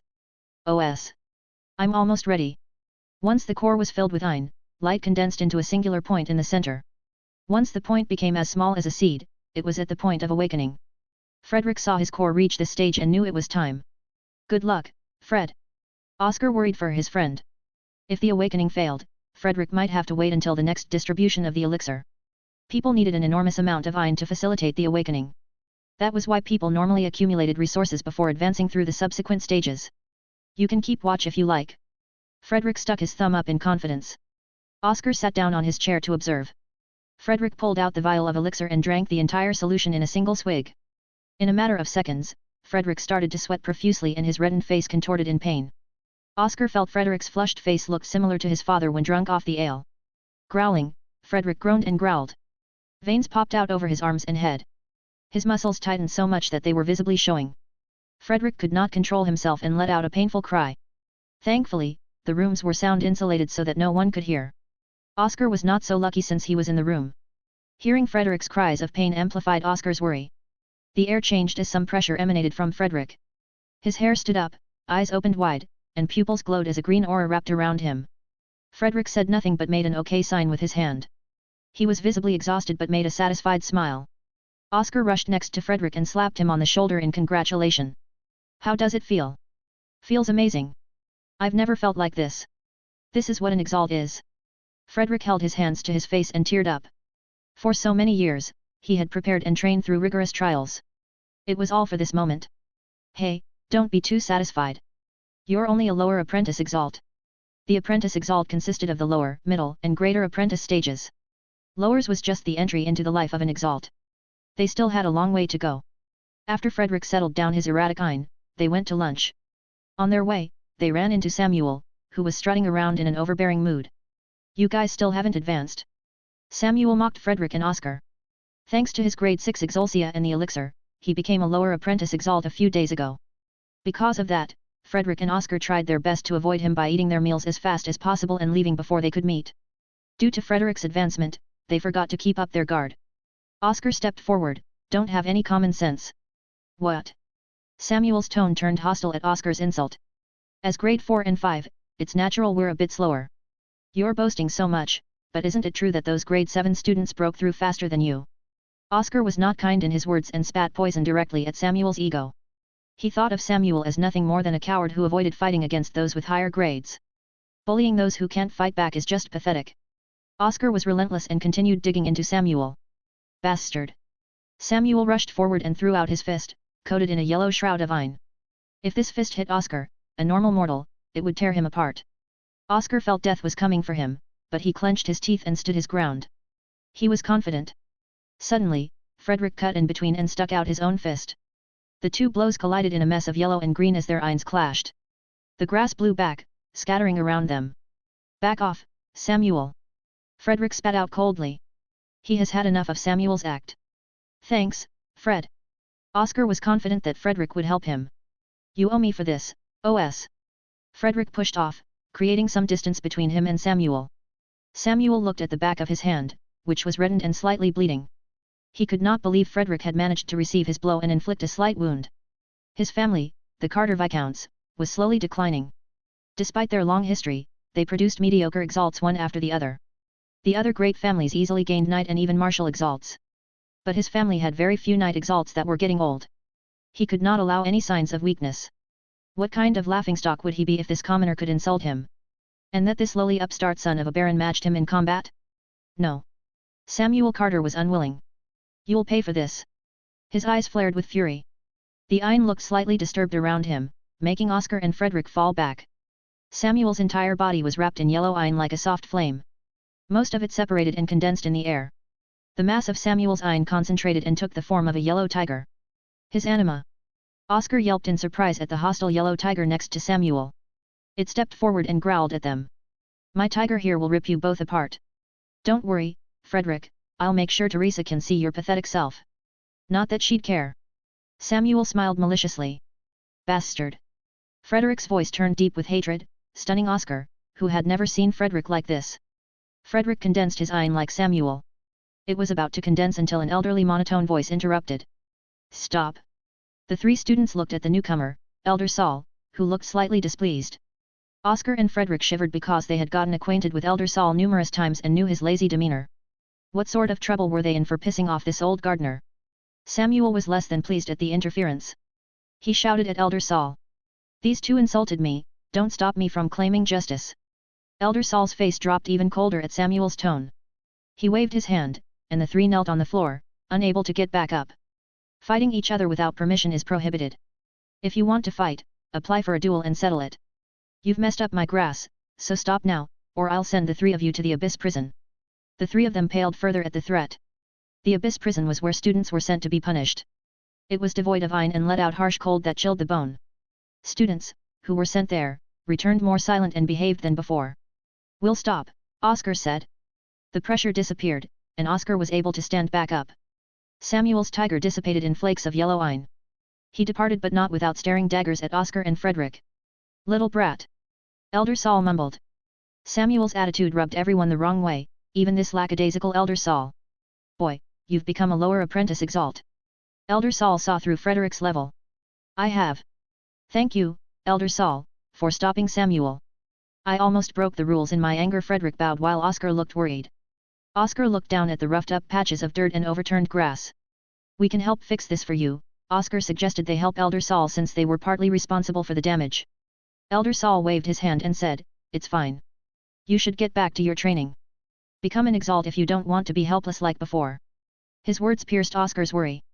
He was right, Oscar could not rely on Frederick forever. He needed to be able to stand up for himself. As Elder Saul left, Oscar asked Frederick, who is Teresa? Frederick did not respond, but his face looked sad, and his sharp shoulders drooped down. Oscar could tell this Teresa was a sensitive topic for Frederick. You don't have to tell me. Let's go back. Thanks, OS. Frederick put on a smile, but Oscar could see it was forced. They remained silent the entire way back. A few days passed since the altercation with Samuel. Frederick was getting used to his body's new power, though he kept his anima a secret from Oscar. They decided to tell each other their anima at the same time. Trying hard to keep the promise, Oscar delved into his Ain meditation more frequently. Even outside early morning, he sought to meditate on the soft grass. It went on until, finally, Oscar noticed his core changing. At his previous meditation session, the last wisp of Ain entered his core. It flared up more brightly than ever as the light inside became smaller and smaller. The brightness of the core was still the same, but Oscar could make out a small sphere in the center of his core. It was like a beautiful marble contained inside a glass ball. It was the moment Oscar had been waiting for. This was the limit of his mortal body, and it was time to become an Exalt. Fred. I'm ready. Oscar looked serious as he pulled out the Ain-amassing elixir as Frederick looked on. He downed the formula and waited. Suddenly, Oscar felt a searing heat like magma erupting from his chest. He saw numerous wisps of Ain flood around his body and enter. His core spun and spun as it rapidly devoured the Ain. To break through to the lower apprentice Exalt, he needed to take in more Ain than usual to facilitate this spinning. As the core spins, it would transform and undo his mortal shackles. Oscar felt his blood boil. No wonder Frederick had veins popping out and tightened his muscles. The pain from the heat itself was enough to make him clench his entire body. But the most painful was the core spinning. Oscar felt like he had lost any sense of direction and nearly vomited from the confusion. But he maintained his breathing and meditated. Despite feeling like he was falling all over, he was still on the bed. Finally, the absorption of the Ain from outside stopped. However, Oscar knew this was not over. The concentrated Ain in the elixir seeped into his body from the stomach and bombarded the core. The core increased its speed, glowing brightly blue. Blood flowed from Oscar's nose, shocking Frederick, who wanted to help. But interrupting this process would be detrimental to Oscar, so he remained still and prayed for his friend's success. Oscar screamed as the last of the Ain was absorbed. The core finally stopped, but his chest felt like one of the suns was inside. It was hot, sending waves of sharp pain through his nerves. His core had advanced. Oscar found himself in a dark space. This was the form of his soul when inside his inner space. He looked up to see his new core. This core was sky blue and had patterns of geometric shapes on it. Oscar felt it looked akin to an egg. Then he saw a flurry of Ain come out of his orb and form an animal on top. It lay on top of the core and looked around before meeting Oscar's eyes. It had small antlers and a thin body, while its eyes looked kind and full of life. Oscar recognized the animal. It was an animal he saw nearly every day in the forest, sometimes munching on the grass near his home. It was his anima, a young deer. He knew he had finally ascended as an Exalt. He was now a lower apprentice Exalt. Oscar snapped his eyes open, a glow of blue streaks in his pupils made him seem unearthly. A coat of blue iron flowed out, encasing his entire body. He felt incredible power flowing through him. That's how you do it. Congratulations, OS. Frederick was happy about Oscar's success. He was worried when Oscar started bleeding, but it all worked out. Here's a napkin, Frederick said. Oscar did not notice the blood until Frederick mentioned it. There was blood on his clothes and still dripping down his nose. After cleaning himself, Oscar lay on his bed. He felt so light, as if he could fly. He turned to Frederick and said, "All right, it's time to show off our anima. You broke through first, so you show yours." Frederick focused his mind, and the green iron collected above him. Each wisp of iron transformed into a feather, and they collected into a large bundle of feathers.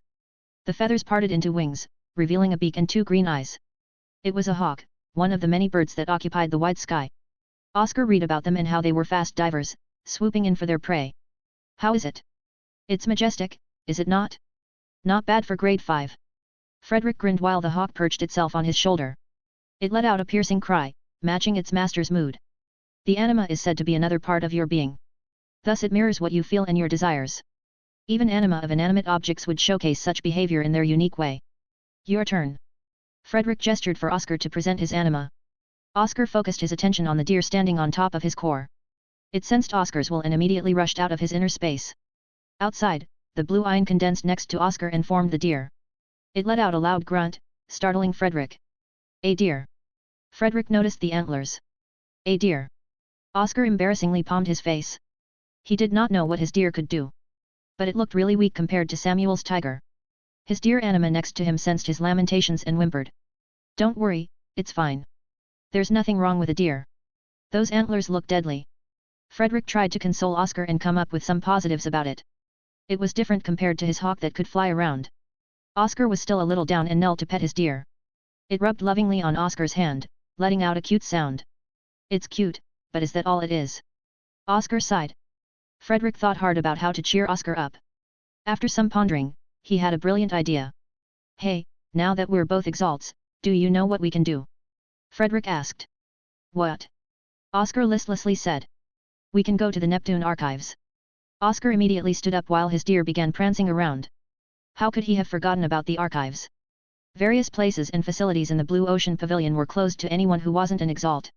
Some examples were occasional lectures in the outer hall, the mission center, and the Neptune archives. After seeing Oscar's delighted face, Frederick knew he was right on the money. He saw Oscar reading many times when he was not training. Surely the books in the Neptune archives would brighten his friend's mood. Let's head out. Oscar retrieved his anima and quickly left. The two set out on the path toward the Neptune archives. As they traveled, their surroundings changed. Instead of the usual grassy plains, they saw more pristine and grand buildings. The Neptune archives was located in the town, the Azure City, inside the Blue Ocean Pavilion. It was closer to a city than a town due to its size. A platoon of night exalts guarded the gateway to this town. They stopped Oscar and Frederick from entering. The two released their exalt aura, letting the guards know they had the qualifications to enter.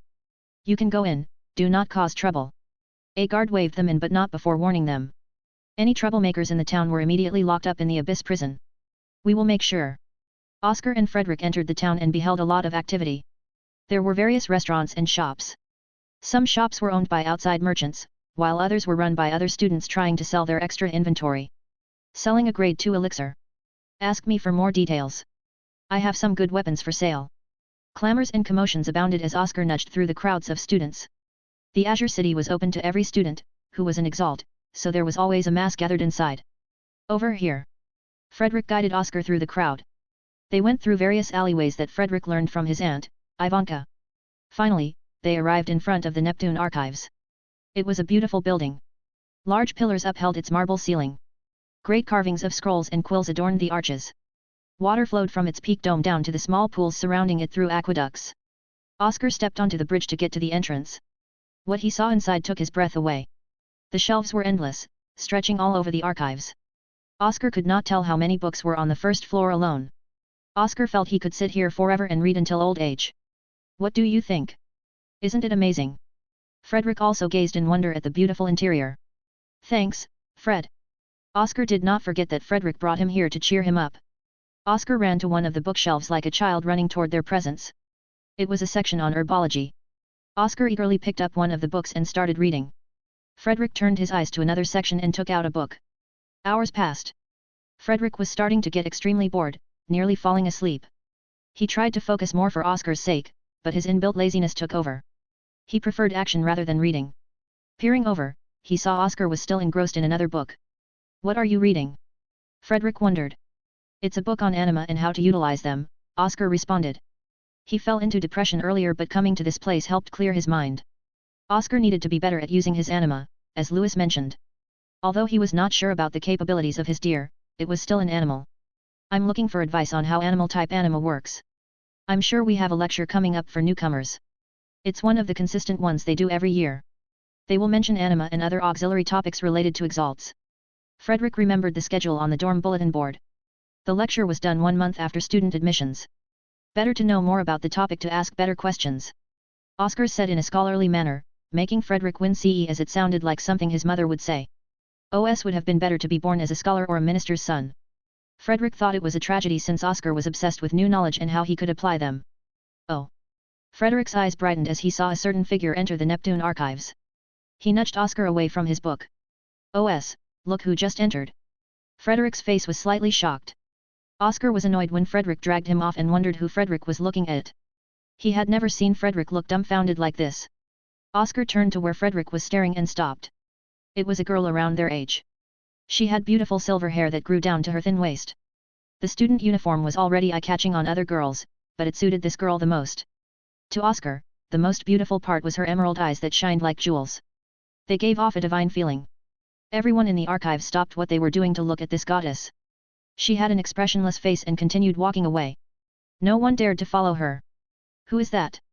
Oscar shook his head, thinking he needed to focus on being a powerful exalt and books rather than girls. But he could not help but be curious about her. She's the grade 8 I told you about earlier. She's the princess of our brilliant Drake Empire. Her Highness, Celestina Lovred Ragnar. Frederick spoke respectfully. Long ago, he saw her at a banquet but never approached. After all, it was not his place to interact with her in the first place. That was why he never had any thoughts of trying to get close to her. That would be a calamity. Frederick thought. Celestina. Oscar mumbled. Frederick smacked his head and said, Princess. Call her princess. I thought we were not supposed to be concerned about ranks. Otherwise, I'd be calling you Great Frederick. Oscar rubbed the spot Frederick hit. It's fine for others, but she's a different case. Okay. Oscar blandly stated and returned to reading his book. Rather than think about a princess he would never interact with, he'd focus on himself. This guy. Frederick palmed his face in frustration. Was Oscar addled in the head? Frederick tried numerous times to get Oscar acquainted with different girls. But most of his attempts were unsuccessful. Oscar flipped through the pages as his reading speed was quite fast. He stopped at a page describing the uses of the anima. Interesting, there are different stages in anima as well. The first stage is the manifestation stage, which Oscar and Frederick were currently in. Their anima manifests on the outside and can interact with the physical world. The second stage is the meld stage. This one is more complicated since it merges the anima with an object. The meld stage was where the weapon types like sword anima shined. Melding a sword anima into a real sword would have devastating effects. The third and final stage is the integration stage. It is fusing the anima inside yourself. The resulting outcome is different based on the anima. That sounds amazing. What would happen if I integrated with my deer? Oscar imagined having antlers and mowing down his enemies, though it seemed ridiculous in his imagination. Let's run, OS. Suddenly, Oscar was dragged again into a corner away from the entrance. He tried to say something, but Frederick silenced him with an angry look. What is it now? Oscar was annoyed. This was the second time Frederick stopped his reading. It's Gilbert, Frederick growled. Gilbert Lockwood? The grade 9. Oscar took a peek at the entrance. He witnessed everyone staring at a figure at the entrance in fear, awe, and unwillingness. The man had a beautiful bed of blue hair with blue eyes. He was slim and tall, yet Oscar could see parts of his arm that showed parts of his incredibly toned body. Gilbert glanced around the archives in search of something. His eyes briefly met Oscar's, and Oscar felt like lightning shot straight into him. It was only a moment, but he broke out in a cold sweat. Gilbert did not linger and walked further inside, to the relief of everyone. I told you, didn't I? That guy is bad news. Frederick drank some water to calm down and passed it along to Oscar. Why do you think he's here? Oscar wondered. I heard he's trying to woo the princess. Out of everyone here, he does have the qualifications with that grade 9 xianxia. Frederick grumbled. That seems very likely. Oscar saw that Gilbert had no interest in the books and came here for another purpose. What could draw him here if not the princess? I want to head back, Frederick said solemnly. Sure. Let's go back to our room. Oscar agreed. After that small encounter with Gilbert, Oscar didn't feel like staying. Plus, Frederick was behaving strangely. Grade 9. It truly is terrifying. Oscar furrowed his brows. Could he catch up with his grade 4? Or would he waste away like the student guide Nicholas? Such worries invaded his mind that he was not in the state to meditate for the rest of the day. One of the best features of the outer hall was the training area. It contained many private rooms for individual training to meditate for days, food reserves so a person could stay for a long time, and combat rooms where students sparred. Within one of the combat rooms, Oscar and Frederick traded blows. They reserved it for the entire day to hone their lower apprentice Exalt powers. Simply having the power was not enough. They needed to sharpen themselves and be versatile in utilizing it. Oscar, clad in blue iron, rushed towards Frederick. His speed was unlike anything he had experienced before, and he arrived in front of Frederick. He lowered his stance and kicked his leg towards Frederick's side. Frederick stepped back to avoid it, but Oscar would not let him go easily. He was quick on his feet and followed Frederick tightly. He tried to swing a punch from the side onto Frederick's head this time. Frederick blocked the blow with a cross guard. Then, one of his hands immediately grabbed onto Oscar's extended arm before he could retract. Frederick turned around while grabbing Oscar's arm and lifted Oscar off the ground, swinging Oscar over his shoulder. The ground slammed with a loud shake as Oscar landed flat on his back. Although his blue iron prevented any significant damage, it was immensely painful. Ugh! Oscar let out a groan of pain. He and Frederick had sparred multiple times today, yet he could not get a single victory. Frederick stood above Oscar and made a victory sign with a wide smile.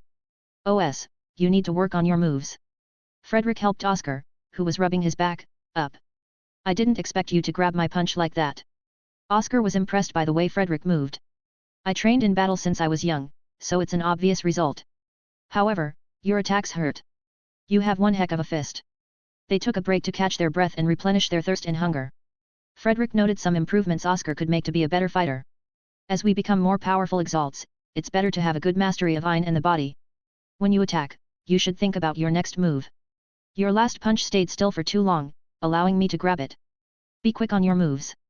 Oscar nodded before taking out a book he borrowed from the Neptune archives. It was a book on basic martial arts. When he first borrowed it, Frederick laughed. How can the book help? They set it up so they would take 30-minute breaks between each sparring session. Let's begin. 30 minutes passed, and Oscar reviewed more of the book. He felt ready to get his victory. Don't get hurt too badly. Frederick got into his stance with his two hands held up, one to his chin and the other by his ribcage. Oscar held a similar stance but held both hands near his chin. At the sound of the bell, the two clashed. Frederick let out a flurry of jabs trying to tap Oscar on the head, but Oscar sidestepped each one. Then, as Oscar closed in, Frederick responded with a low kick to knock him off balance. Oscar hopped to avoid it, but that left him open in the air for Frederick's right punch to his body.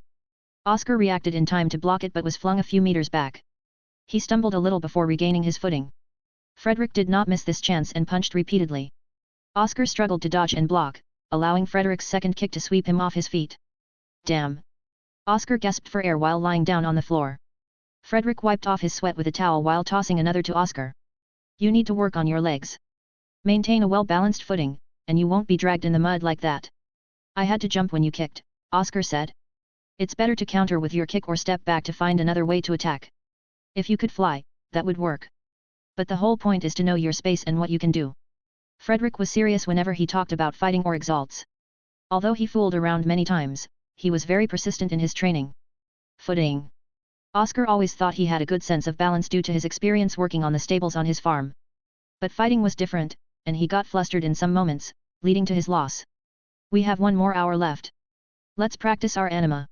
Frederick suggested they switch armaments to do something else. He knew Oscar would need time to make adjustments and improve. It's 10-0. I swear, I'll knock you out. Oscar declared his intent to bash Frederick down. Frederick responded with a smirk and manifested his anima, the green hawk. It soared around before diving towards Oscar. Sore winner. Oscar focused his Ein, manifesting the blue deer anima. It trotted towards the hawk and stabbed its antlers forward. The blue and green anima clashed. The beak collided against the antler. The air was disturbed as a small whirl of Ein exploded outward. The hawk fell back and perched itself on Frederick's shoulder while Oscar's deer fell back to his side. Oscar felt a small pang of pain in his chest. It was his xianxia core. Oscar noticed a part of his deer's antlers was chipped. He read that damage to the animal would result in pain to its wielder. Frederick felt pain from a small crack on his bird's beak, but not as much as Oscar. The two focused as Ein gathered and recovered the injured parts of their animus. The deer anima took more damage. Grade 4 has less resistance. Oscar sighed. Don't overthink it. My bird's beak is sharper and more specialized in that diving maneuver. Your deer blocked it with only a scratch and even countered. Frederick was surprised at the sturdiness of Oscar's deer. It was known that deer antlers were quite hard, so it wasn't unbelievable. But not good enough. Oscar sighed and noticed the time. We should get dinner and rest. Tomorrow is the first lecture. Still got a little time in this room. Let's continue. Frederick wanted to get one more spar in. The two clashed their animus again. After that, they began honing their animus abilities. Frederick made many flight patterns with his hawk while Oscar controlled his deer to sprint back and forth. After a long exhausting training session, they stumbled into the commune, ate a hearty dinner, and slept the night away. In the early morning, Oscar was on the grass plains. He released his deer anima and let it prance around. The good mood of the deer affected him to be happier as well. He let out a peaceful smile and a long breath of relief. The month had been full of training. But, this small respite in the morning was what Oscar loved. Your anima is very lively. Elder Saul appeared out of nowhere and spoke to Oscar. Oscar let his deer run free the past few days, so Elder Saul was aware. He would often remain silent and watch as the deer anima rolled around. Sorry about the grass. Oscar shyly apologized for his deer's behavior. The wielder controls anima, but animal types are capable of independent actions. Oscar let his deer control itself in the mornings. It's fine. Rather than idiots messing it up, it's better suited for this scenery. He was correct. The view of the deer hopping and trotting around the grassy plains was a good match and natural. It is also good to let your anima learn independence. You never know when they may do something unexpected that helps you. Elder Saul talked more than before, as he advised Oscar. Oscar nodded, noting the elder's words in his heart. The relationship between the wielder and the anima propelled them to the next stage. Oscar yearned to reach the integration stage. The lecture will start soon. You should go on your way. Elder Saul yawned and wandered away. After a few more minutes, Oscar felt he was out long enough and returned to the dorms. Before entering inside, Samuel popped up and stopped him. Out of my way. Oscar did not want to deal with Samuel at this time. Don't think you can keep running away. You will accept my duel request. Samuel tried numerous times to goad Oscar into a duel to teach him a lesson. Normally, people would accept lest they be mocked for being a coward. Oscar was different and did not care about what others thought of him. He was already a grade 4 at the bottom, so what difference are a little more jeers? Oscar was determined to fight when he was prepared and ready. The last few spars with Frederick showed him his shortcomings. You're wasting your time. If you want to fight, just go for people who would give you a challenge. Oscar sarcastically stated. In the future, he was determined to stomp Samuel underfoot. He moved to the side and walked past Samuel, who could not do anything. Any complaint could lead to him being put away. Oscar was irritated and moved along to his room. Inside, Frederick was still snoring while mumbling some incoherent sentences. Wake up, Fred. The lecture is starting soon. Oscar shook Frederick to wake him up. But Frederick remained still. Having little patience and slightly irritated by Samuel, Oscar took some water and splashed it on Frederick. Cold. Frederick snapped awake and jumped out of bed. His hair was wet as water dripped down his face. Finally, he realized what had happened and stared at Oscar in shock. I told you to wake up. Oscar grinned. Frederick grumbled as he changed his clothes and tidied up his wet hair. Together they left for the auditorium.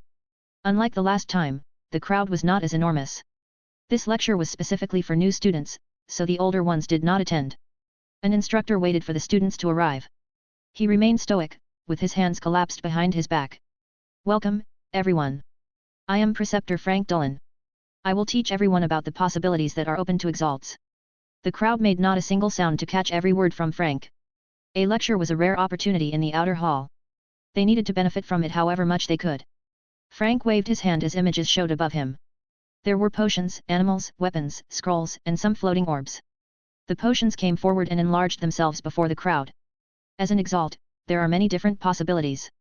Naturally, you are all warriors with fighting capabilities. But Exalts can be so much more. Alchemists who create elixirs. The iron amassing elixir distributed a month ago was created by the efforts of our alchemists. Alchemists combine their iron with ingredients like plants, bones, blood, and others to create elixirs. The process is meticulous and precise, therefore, there are many failures while concocting an elixir. The difficulty goes up as the grades increase. Elixirs are categorized from grade 1 to grade 9, much like our own xianxia. Anyone can try to be an alchemist, but very few have the talent for it. The anima within us is a good indicator of talent. Plant-type anima and anima of tools related to alchemy are the best. Some students' eyes glinted with yearning. They had those kinds of anima, so perhaps they were capable alchemists. The Palace of Whirlpools is where you can seek guidance in alchemy. But as outer hall students, you would have less access to resources and instruction. The students looked disappointed but also gave off a feeling of helplessness. In the end, they could not enjoy everything as outer hall students. Ignoring their woes, Frank waved his hands as the potion image shrank and flew to the back. In its place, the animals enlarged and strode forward. Some exalts prefer to build a partnership with other beasts as a companion in their journey. There are many different kinds of beasts throughout the world. Our Blue Ocean Pavilion and the Brilliant Drake Empire worked hard to create safe zones where the civilians live, so some of you may never have seen any of them. Once you leave those safe zones, you will see them. They are far different from your usual horse and deer. The beasts are also capable of Ein. They can become stronger, like us, exalts, so we call them exalt beasts. Their strengths are divided in the same way as our exalt stages. From apprentice exalt beasts to king exalt beasts. Some students made audible gasps as they had never heard this before. Oscar would have been the same, but he read about the exalt beasts in the Neptune archives. He could not believe it when he first learned about it, so their reactions were not surprising. Exalts are capable of forming a bond with exalt beasts. However, an exalt beast can be aggressive or unwilling. Often, they attack without even thinking about it. This is where the animal anima can shine. If you have the anima related to a certain exalt beast, you have a better chance than others to form a bond. Some exalt beasts may take the initiative to come to you and willingly follow. Oscar did not read about this in the book on basic anima. He was elated at first to hear he could have a partner that would fight alongside him. This way, he could overcome the difference between exalsia grades. But a question popped up. Were there any deer-based exalt beasts? An exalt beast is a powerful ally who can grow with you. There is a level above simple taming that is stronger. It is to make a soul connection with the beast, and it can only be done if the two are willing to lay their lives together. However, forming a connection means you will die if the exalt beast dies. The crowd thought it was ridiculous to leave their life in the hands of a beast.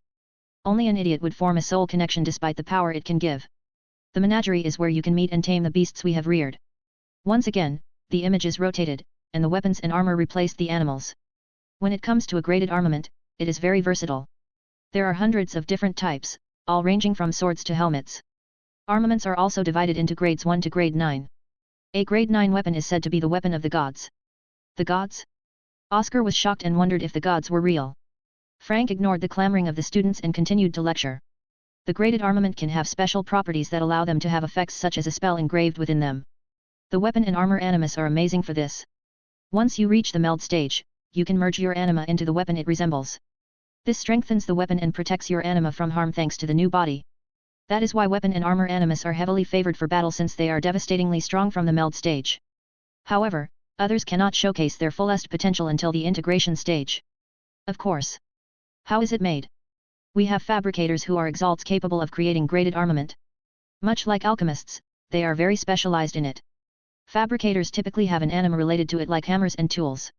The foundry is where our fabricators reside, and they provide an elementary course. Frank noted that he had spoken long enough and suggested a break. None of the students moved from their seats and burst into conversations about what they had learned. After the brief respite, Frank resumed the lecture. The image of the scroll was now at the forefront. How do exalts fight? I've seen some of you continue meditating while others train in combat. That is all good. Every attack of an exalt is infused with Ein and is deadlier than ordinary attacks. But that is just simple motions. An exalt can flow the Ein in certain ways, to attack in a particular manner, and to twist the nature around them. Those are spells. Spells are techniques that utilize the Ein in your body or weapon. Frank stuck out his hand, and suddenly a ball of fire appeared, much to the crowd's surprise. He threw the fire upwards high into the air, where it exploded. The winds blew back from the explosion, brushing everyone's hair back. Using the Ein properly, I could transform it into flames. This particular spell is the grade 1 spell Combust, which makes my fire explode in a flash. A spell is to transform and adjust Ein so that it can have various effects, giving the Ein purpose. All of a sudden, flames engulfed his hands. The students were shocked, but Frank was undisturbed by it. See, my Ein transformed into flames. But it is undirected, without motive. Watch as I complete my spell to give it a purpose. Frank concentrated as the fire shrank but grew deeper in red. Finally, it stopped until it looked like Frank was wearing a pair of bright red gloves. Oscar could see the flames waving and flickering on the surface of the gloves. This is the grade 2 spell Fists of Fury. A spell meant for physical attacks. A boulder appeared out of nowhere next to Frank. He slammed his fist straight into it. Students watched in horror as the rock melted against the fierce heat of Frank's fist. These spells seem far deadlier in my hands because of my Exalt power. However, they are still strong in your inexperienced hands. Frank was a Knight Exalt. Thus his control and force on Ein were far above these students. If they used the grade 1 combust spell, it would only be a small explosion, unlike the blast he exhibited. As you become stronger, you can invoke more powerful spells. They are divided by grades, from grade 1 to 9. Apprentice Exalts like yourself can only do grade 1, but perhaps a few among you can handle the strain of grade 2 in the greater apprentice stage. The Neptune Archives contains all the spells and knowledge you want.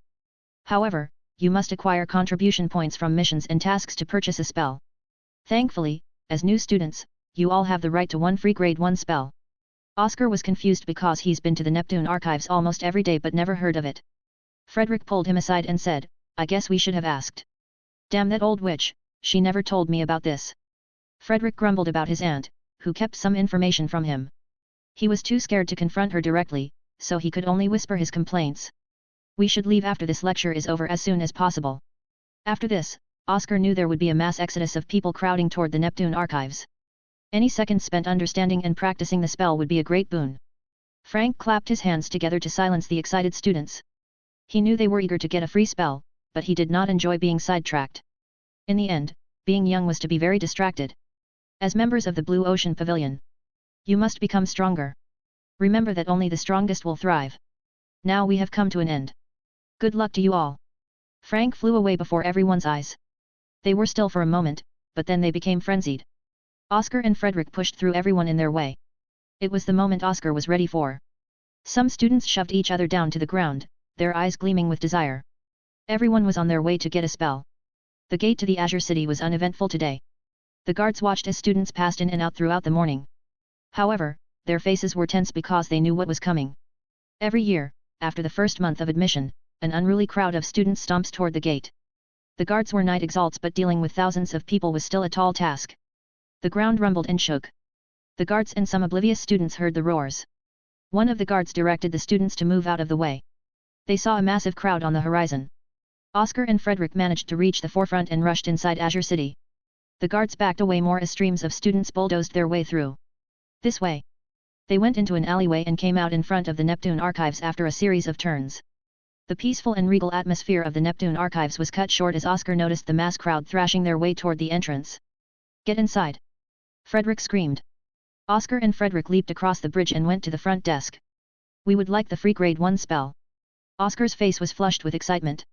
The librarian was an old lady with kind eyes. She recognized Oscar as an avid reader who was here nearly every day. She smiled and placed a catalog in front of him and Frederick. "Choose a spell from this grade 1 catalog. Let me know, and I will bring out a copy." Oscar and Frederick flipped through the catalog. As they did, the crowd of outer hall students finally came forward. The old librarian was not affected by the yells around her. She stared at them and released her Knight Exalt aura, deafening the crowd's words. "The librarians will help you, but only when you are in order." The crowd did not wish to offend a Knight Exalt and followed her orders. She winked at Oscar with his mouth gaping open. He never thought he was acquainted with a Knight Exalt like this. Frederick flipped through and spotted a spell he liked.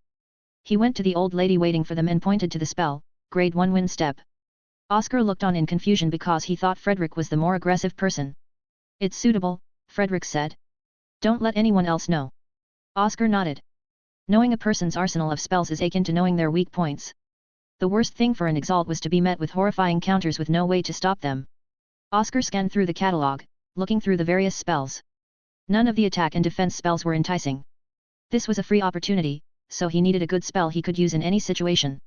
His fingers traced down the pages until they stopped on one line. Oscar read it carefully. Grade 1, Stone Gaze, stop an enemy's movements with a look of your eyes. This is it. Oscar knew this was what he needed. As a grade 4, he needed more than simple attacks or defense. He needed abilities that could surprise the opponent or lead to an overturn when used correctly. "Elder, I would like this one." The old librarian had just come out with Frederick's spell and took note of Oscar's choice. She looked amused that the young student would choose this. They often want something to enhance their attack or defense. "I'll be right back." The librarian came back moments later with Oscar's spell. It was a scroll encased in a tube container. She took Oscar's hand and pricked a bit of blood, placing it in a slot in the container. You will have this spell to study for a week. It has been modified so no one can read it but you. Remember, you cannot share the spells with others, or else you will be condemned. Do not test us. The pavilion always catches the rule breakers. Her stern gaze went from Oscar to Frederick. They nodded their heads repeatedly like a couple of chickens. Oscar and Frederick sprinted to the training area, where they could read and practice their spells in peace. Oscar opened his scroll and started reading. The Grade 1 Stone Gaze spell utilized Ein through the eyes to halt a person or beast. The principle was that once the eyes met in a stare, the caster's Ein would spill out from their eyes to the enemy, forming a link. This link would use the user's Ein to lock onto the enemy, freezing them. So I need to stare them in the eyes. Oscar tapped his fingers on the floor as he read. It was great in battles against people, but would they give him a chance to stare at them? What if one of them was blind? Oscar studied more as it described the process of the spell. First, Ein had to collect into a singular point in the pupils of the eyes. If the Ein wasn't condensed and small enough, the link could be easily broken by the enemy's Ein. Second, the Ein had to be aimed and shot toward the enemy's eye. Third, the link had to be maintained with a constant flow of Ein. Oscar crossed his arms in a frown. This spell was very good in disrupting an enemy, but the requirements of constant Ein and meeting eyes were very stringent. I can worry about that part later. I should first collect the Ein in my eyes. He sat down in meditation. The best way to sense his Ein was in Ein meditation so he could tell the smallest deviance. He focused the Ein in his body to flow into his head. Heavy Oscar's head felt heavier, close to how it felt when he was sick. But he continued and tried to concentrate on his eyes. A searing burn overflowed from his two eye sockets like someone poured magma on them. The Ein dissipated since Oscar lost concentration. OS. Frederick stopped reading to check on his friend, who was covering his eyes. It's okay. I just messed up on my focus. It hurts to move the Ein to my eyes. You should focus on your spell. Oscar wiped the tears out of his eyes. Don't overdo it. Frederick left Oscar alone to resume his training. One could make out a slight hint of Ein concentrating on his feet. Even while worrying about me, he never broke his concentration on his feet. Oscar clenched his fist. He was still far behind Frederick. The Grade 1 Wind Step spell must work similarly in gathering Ein in a certain spot. But the feet were sturdier than the eyes, so it wasn't an issue. Oscar exhaled and slowly concentrated on his eyes. Unlike earlier, Oscar decided to take a gentle approach and leak Ein into his eyes little by little. The pain he experienced on the first try was probably due to the large influx of Ein his eyes were unprepared for. Slowly. Let a drop in at a time. The tiny drop of Ein flowed from Oscar's core into his left eye. He felt slight discomfort, but Oscar was delighted to sense the droplet of Ein staying in his pupil. Slowly, another drop made its way to the right eye. Hot Oscar's eyes could barely stay open from the heat of the two droplets in his eyes. A single drop in each eye was enough to cause this much heat. Oscar shuddered at his rash behavior earlier. I have to toughen my eyes. As they get used to it, my eyes should be able to handle the full amount required. The spell scroll said it required the Ein to fill the entire eye and then condense into a singular point. So far, Oscar had only managed one drop, an ocean away from his goal. Oscar kept up his concentration, his body drowned in sweat as he willed more Ein into his eyes. He could not fall behind here. To our beloved Oscar. Your father and I received your letter and are glad you are doing well. We cried so much when you said you became an Exalt. The entire town came by to congratulate us. You've worked so hard. But make sure to take care of yourself. Your father and I worry about you all the time. Visit us whenever you can, particularly with that friend Frederick you mentioned. With our love. Mother and Father. Oscar read the letter multiple times. He had sent a letter once a month, but the postage was slow. His first reply finally came 2 months after he sent it out. He had been in the Blue Ocean Pavilion for 3 months now. Surprisingly, he had a much more mature look on his face. His worldview and the gravity of being an Exalt had matured him. OS. How long are you going to reread that letter? Let's get back to it. Frederick was waiting in the middle of the training room. The past 2 months did not have much effect on Frederick. He was still handsome with a lackadaisical expression. Coming, Fred. Oscar got up and stood opposite Frederick. Both wielded a short sword, the best weapon for learning the basics of weaponry and positioning. They got these for free since they were just gradeless weapons for training purposes. Dong. The bell rang, and Frederick sprinted. Oscar held a tight stance, ready for everything. The many weeks of sparring helped him calm his aggressive nature, and he took a more defensive calculated stance. Frederick was not deterred as his Ein focused on his feet. A breeze followed as Frederick disappeared from Oscar's sight. Annoying wind step. Oscar complained. Frederick's wind steps focused the iron on his feet, transforming it into the wind. The wind under his feet would burst, quickening Frederick's steps. It was a great spell for positioning and movement. Behind Oscar, Frederick swung his short sword down towards it. But Oscar turned around to block the incoming blow. The swords clashed but did not make much fuss since they were not coated in iron. A regular weapon would break from the pressure. At that moment, Frederick noticed the iron gathering his Oscar's eyes. He tried to close them, but it was too late. Oscar's eyes looked normal, but his pupils were glowing blue from his iron. A line flew from his pupils to Frederick's. Frederick shook a little before standing still. Oscar immediately swung his sword to attack the motionless Frederick. However, the line broke, and Frederick snapped free, distancing himself from Oscar's strike. Haha! The two Exalts were breathing heavily. Although it was a spar, they utilized too much of their iron and were exhausted. One of the books Oscar read in the Neptune archives was on strategy. Exalts could not immediately refine the iron around them to recover, so they needed to manage their iron usage carefully. Iron meditation while moving was a foolhardy endeavor that Oscar tried to no result in great pain. The Exalt, with better control and usage of their iron, had the advantage. Oscar remembered when Lewis mentioned tactics. To drain the opponent's iron while maintaining your own was one tactic. If a higher grade was depleted, they could not fight back. However, these two were still wasteful in their iron due to their inexperience. Let's take a breather. Oscar rubbed his eyes and sat down. Your link is still too weak. I was able to break it too fast. Frederick wiped his sweat off. You also overshot yourself. If you used your wind steps properly, you would have been more accurate in positioning. Oscar noticed that even though Frederick's feet were off balance when using his spell. I know. I need to work on that. The biggest issue is your spell. The risk is too great for your eyes and mind. Frederick warned. I'm still working on that. Oscar lay down, thinking back on the battle. My eyes have gotten used to being filled with iron, but the singularity is the problem.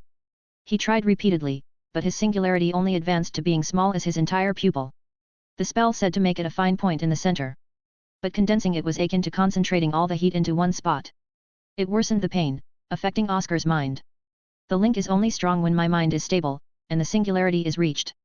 I need to practice more. Again. Oscar was sick of resting, he needed more experience. The two repeatedly clashed. 3 months later, 6 months since Oscar joined. Oscar drank a grade 1 iron amassing elixir. It had been 6 months since the first distribution, so Oscar had drunk 2 already. Unlike the first time, he was more experienced in the process. The iron no longer fiercely burned as it shot straight to his core. The Exaltia core kept spinning as some geometric shapes began to brighten on their outlines. I couldn't break through again. Oscar hung his head down in disappointment. Some grade 7 and grade 6 Exaltia students have already progressed to the middle apprentice level. Oscar felt firsthand what it meant to be a grade 4. It could not absorb and refine as efficiently. Damn, I couldn't break through. Frederick had an unsatisfied look and blew out hot air. Earlier, they found out Samuel had broken through to the middle apprentice level. This put pressure on Oscar and Frederick to keep trying. We put our hopes on this batch of elixir. We can't handle another 3 months of Samuel's goading. Oscar was exhausted from hearing Samuel's taunts and jeers all the time. He wished nothing more than to put him under his foot.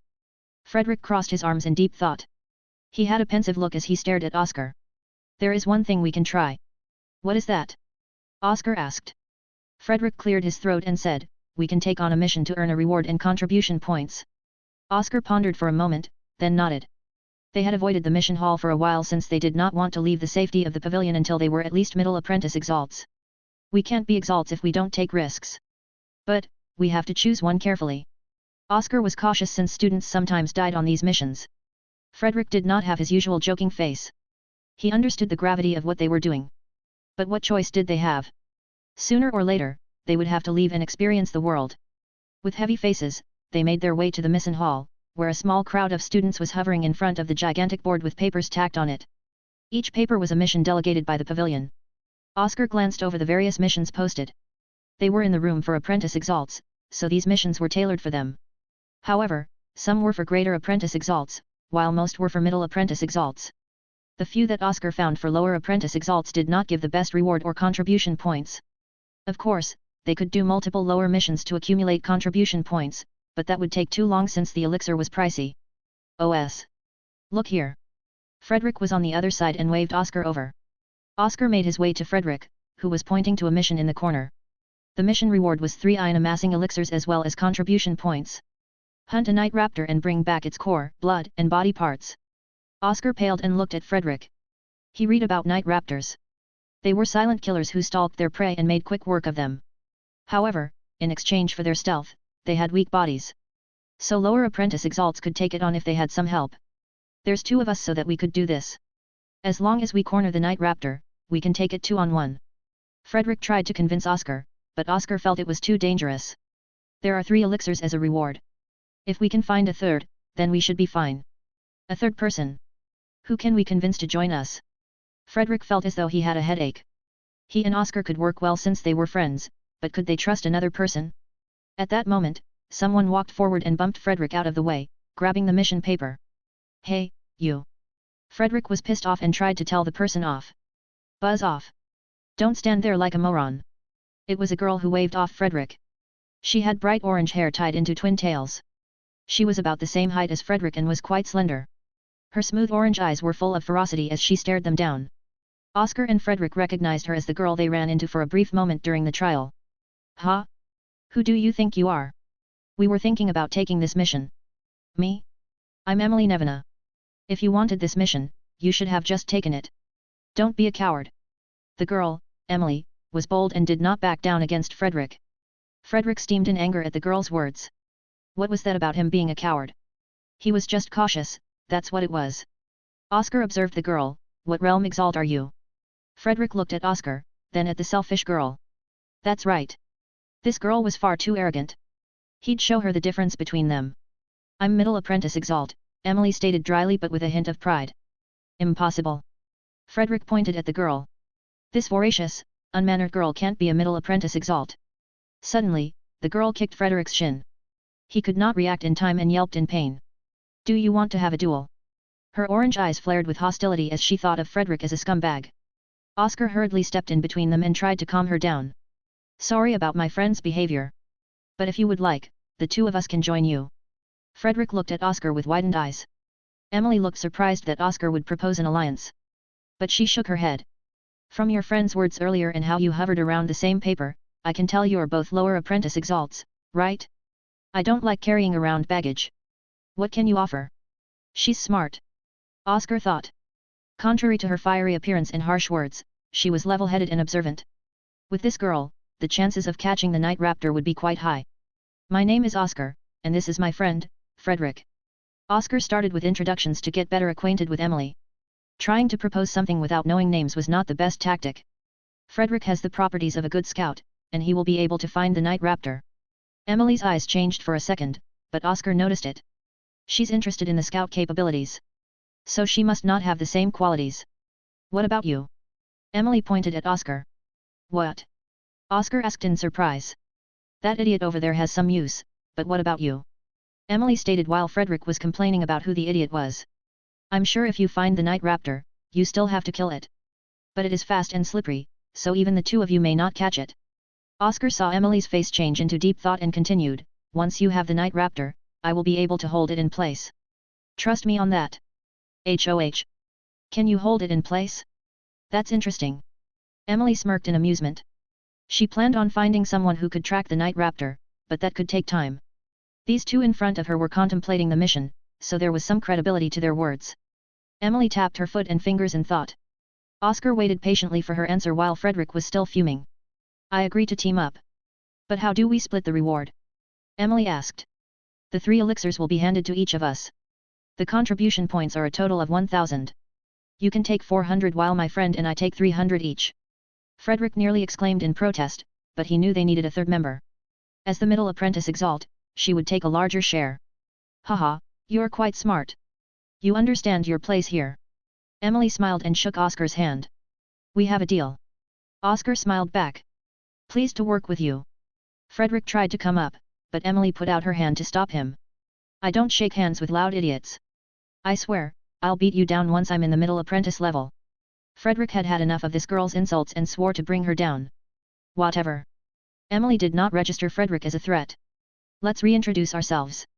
I'm Oscar Tur, Grade 4 Exaltia, Lower Apprentice Exalt. Frederick Klein, Grade 5 Exaltia, Lower Apprentice Exalt. Emily Nevena, Grade 6 Exaltia, Middle Apprentice Exalt. Oscar and Frederick expected it, but the truth stung nonetheless. Of course, she was a grade 6. Looks like I'm the boss. Let's get to it, then. I don't want to be gone too long. Emily said. The trio exited the mission hall and returned to their rooms to prepare for the mission.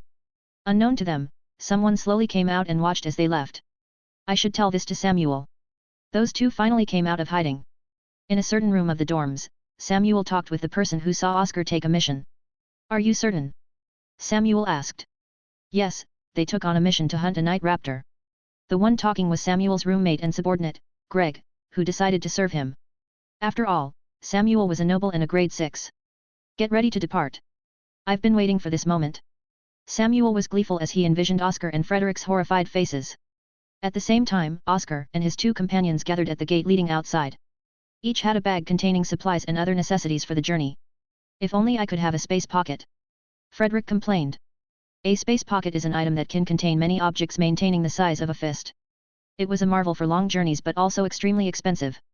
Just get 1 million contribution points, and you can get one. Oscar jokingly said. 1 million contribution points? Their mission now only gave 1,000 points, and they had to split it. It was quite a lofty goal.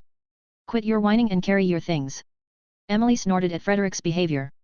She was beginning to think this collaboration was a mistake. But she already shook on the deal, so she could only endure. Let's go. Oscar shouted to interrupt Frederick before he could start another argument. A few moments before, Frederick and Emily had argued multiple times, draining Oscar's patience. Are we going to be fine? Oscar groaned in his mind. Outside, Oscar stared back at the large walls of the Blue Ocean Pavilion. It had been 6 months since he arrived, and now he was off to the wilderness. He calmed down his nerves with a deep breath. The Glenwoods are a day's walk from here.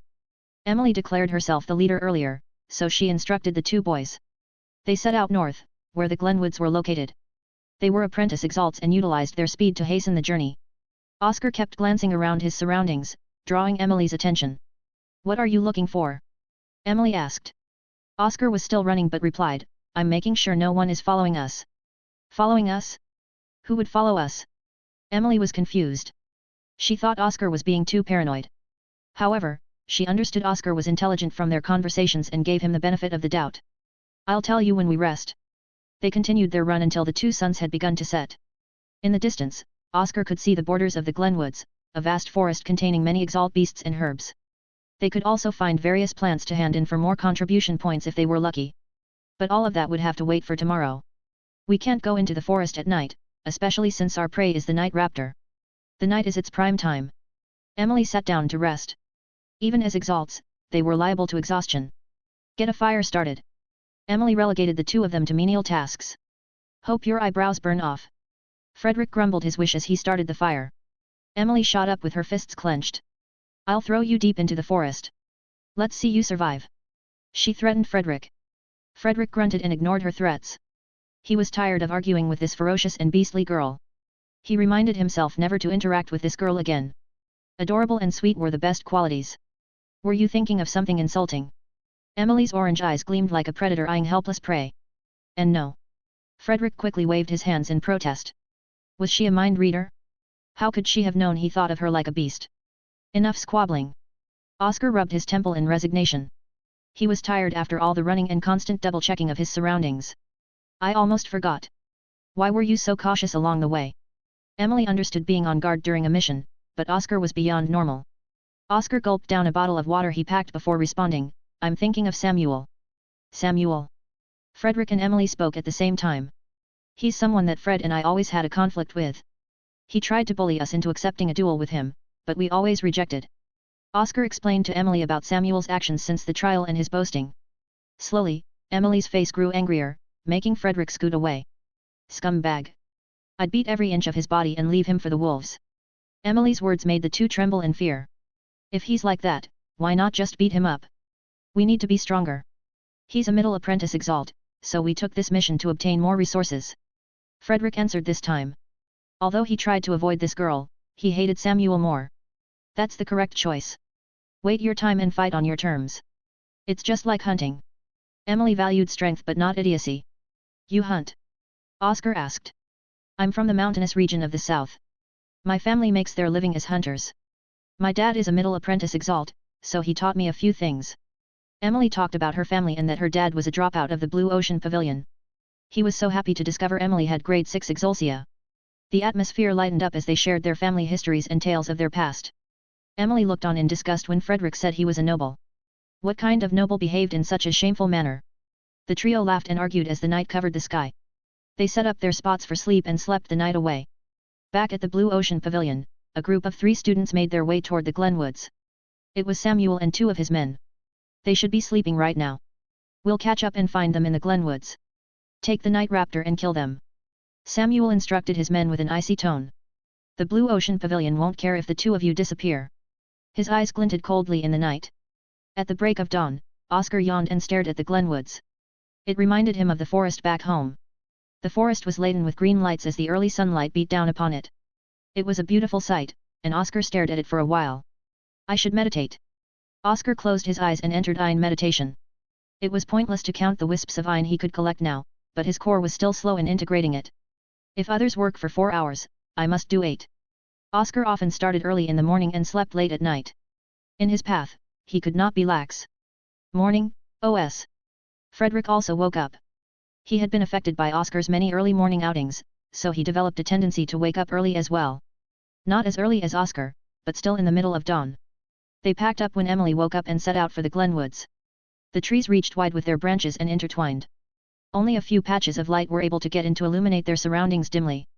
There was no mystery as to why the night raptors made their home here, there were still many dark places to lurk during the day.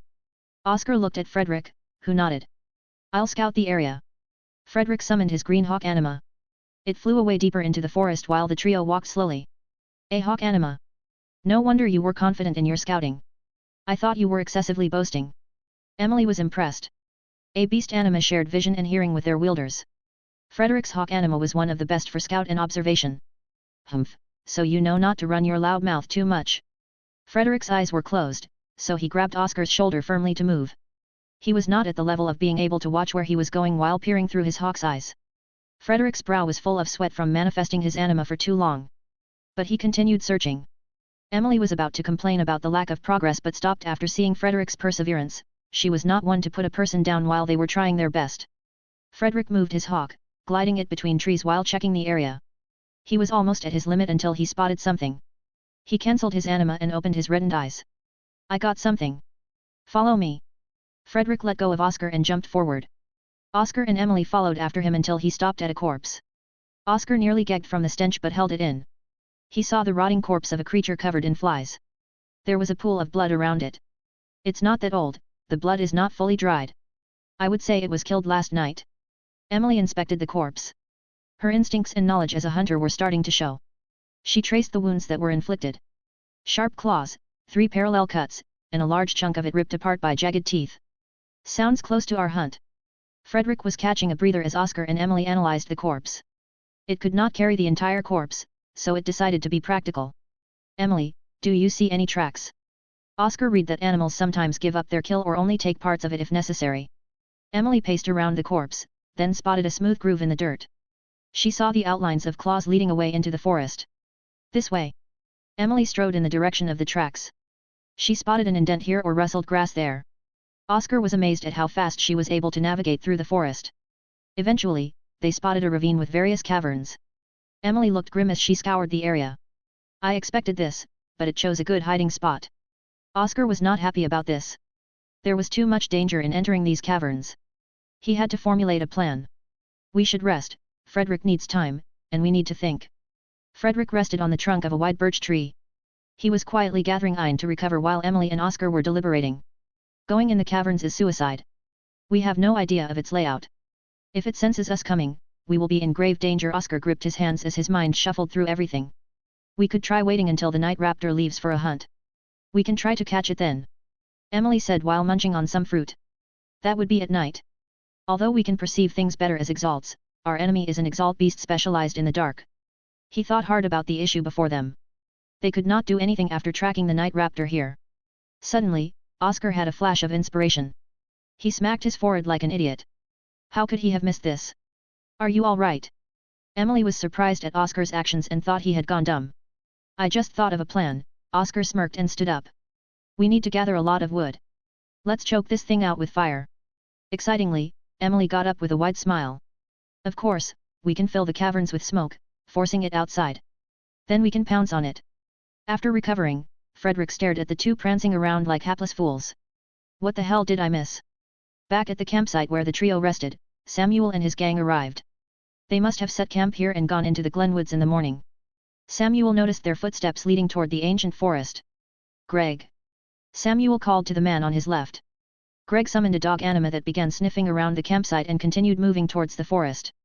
Don't think the forest will hide you.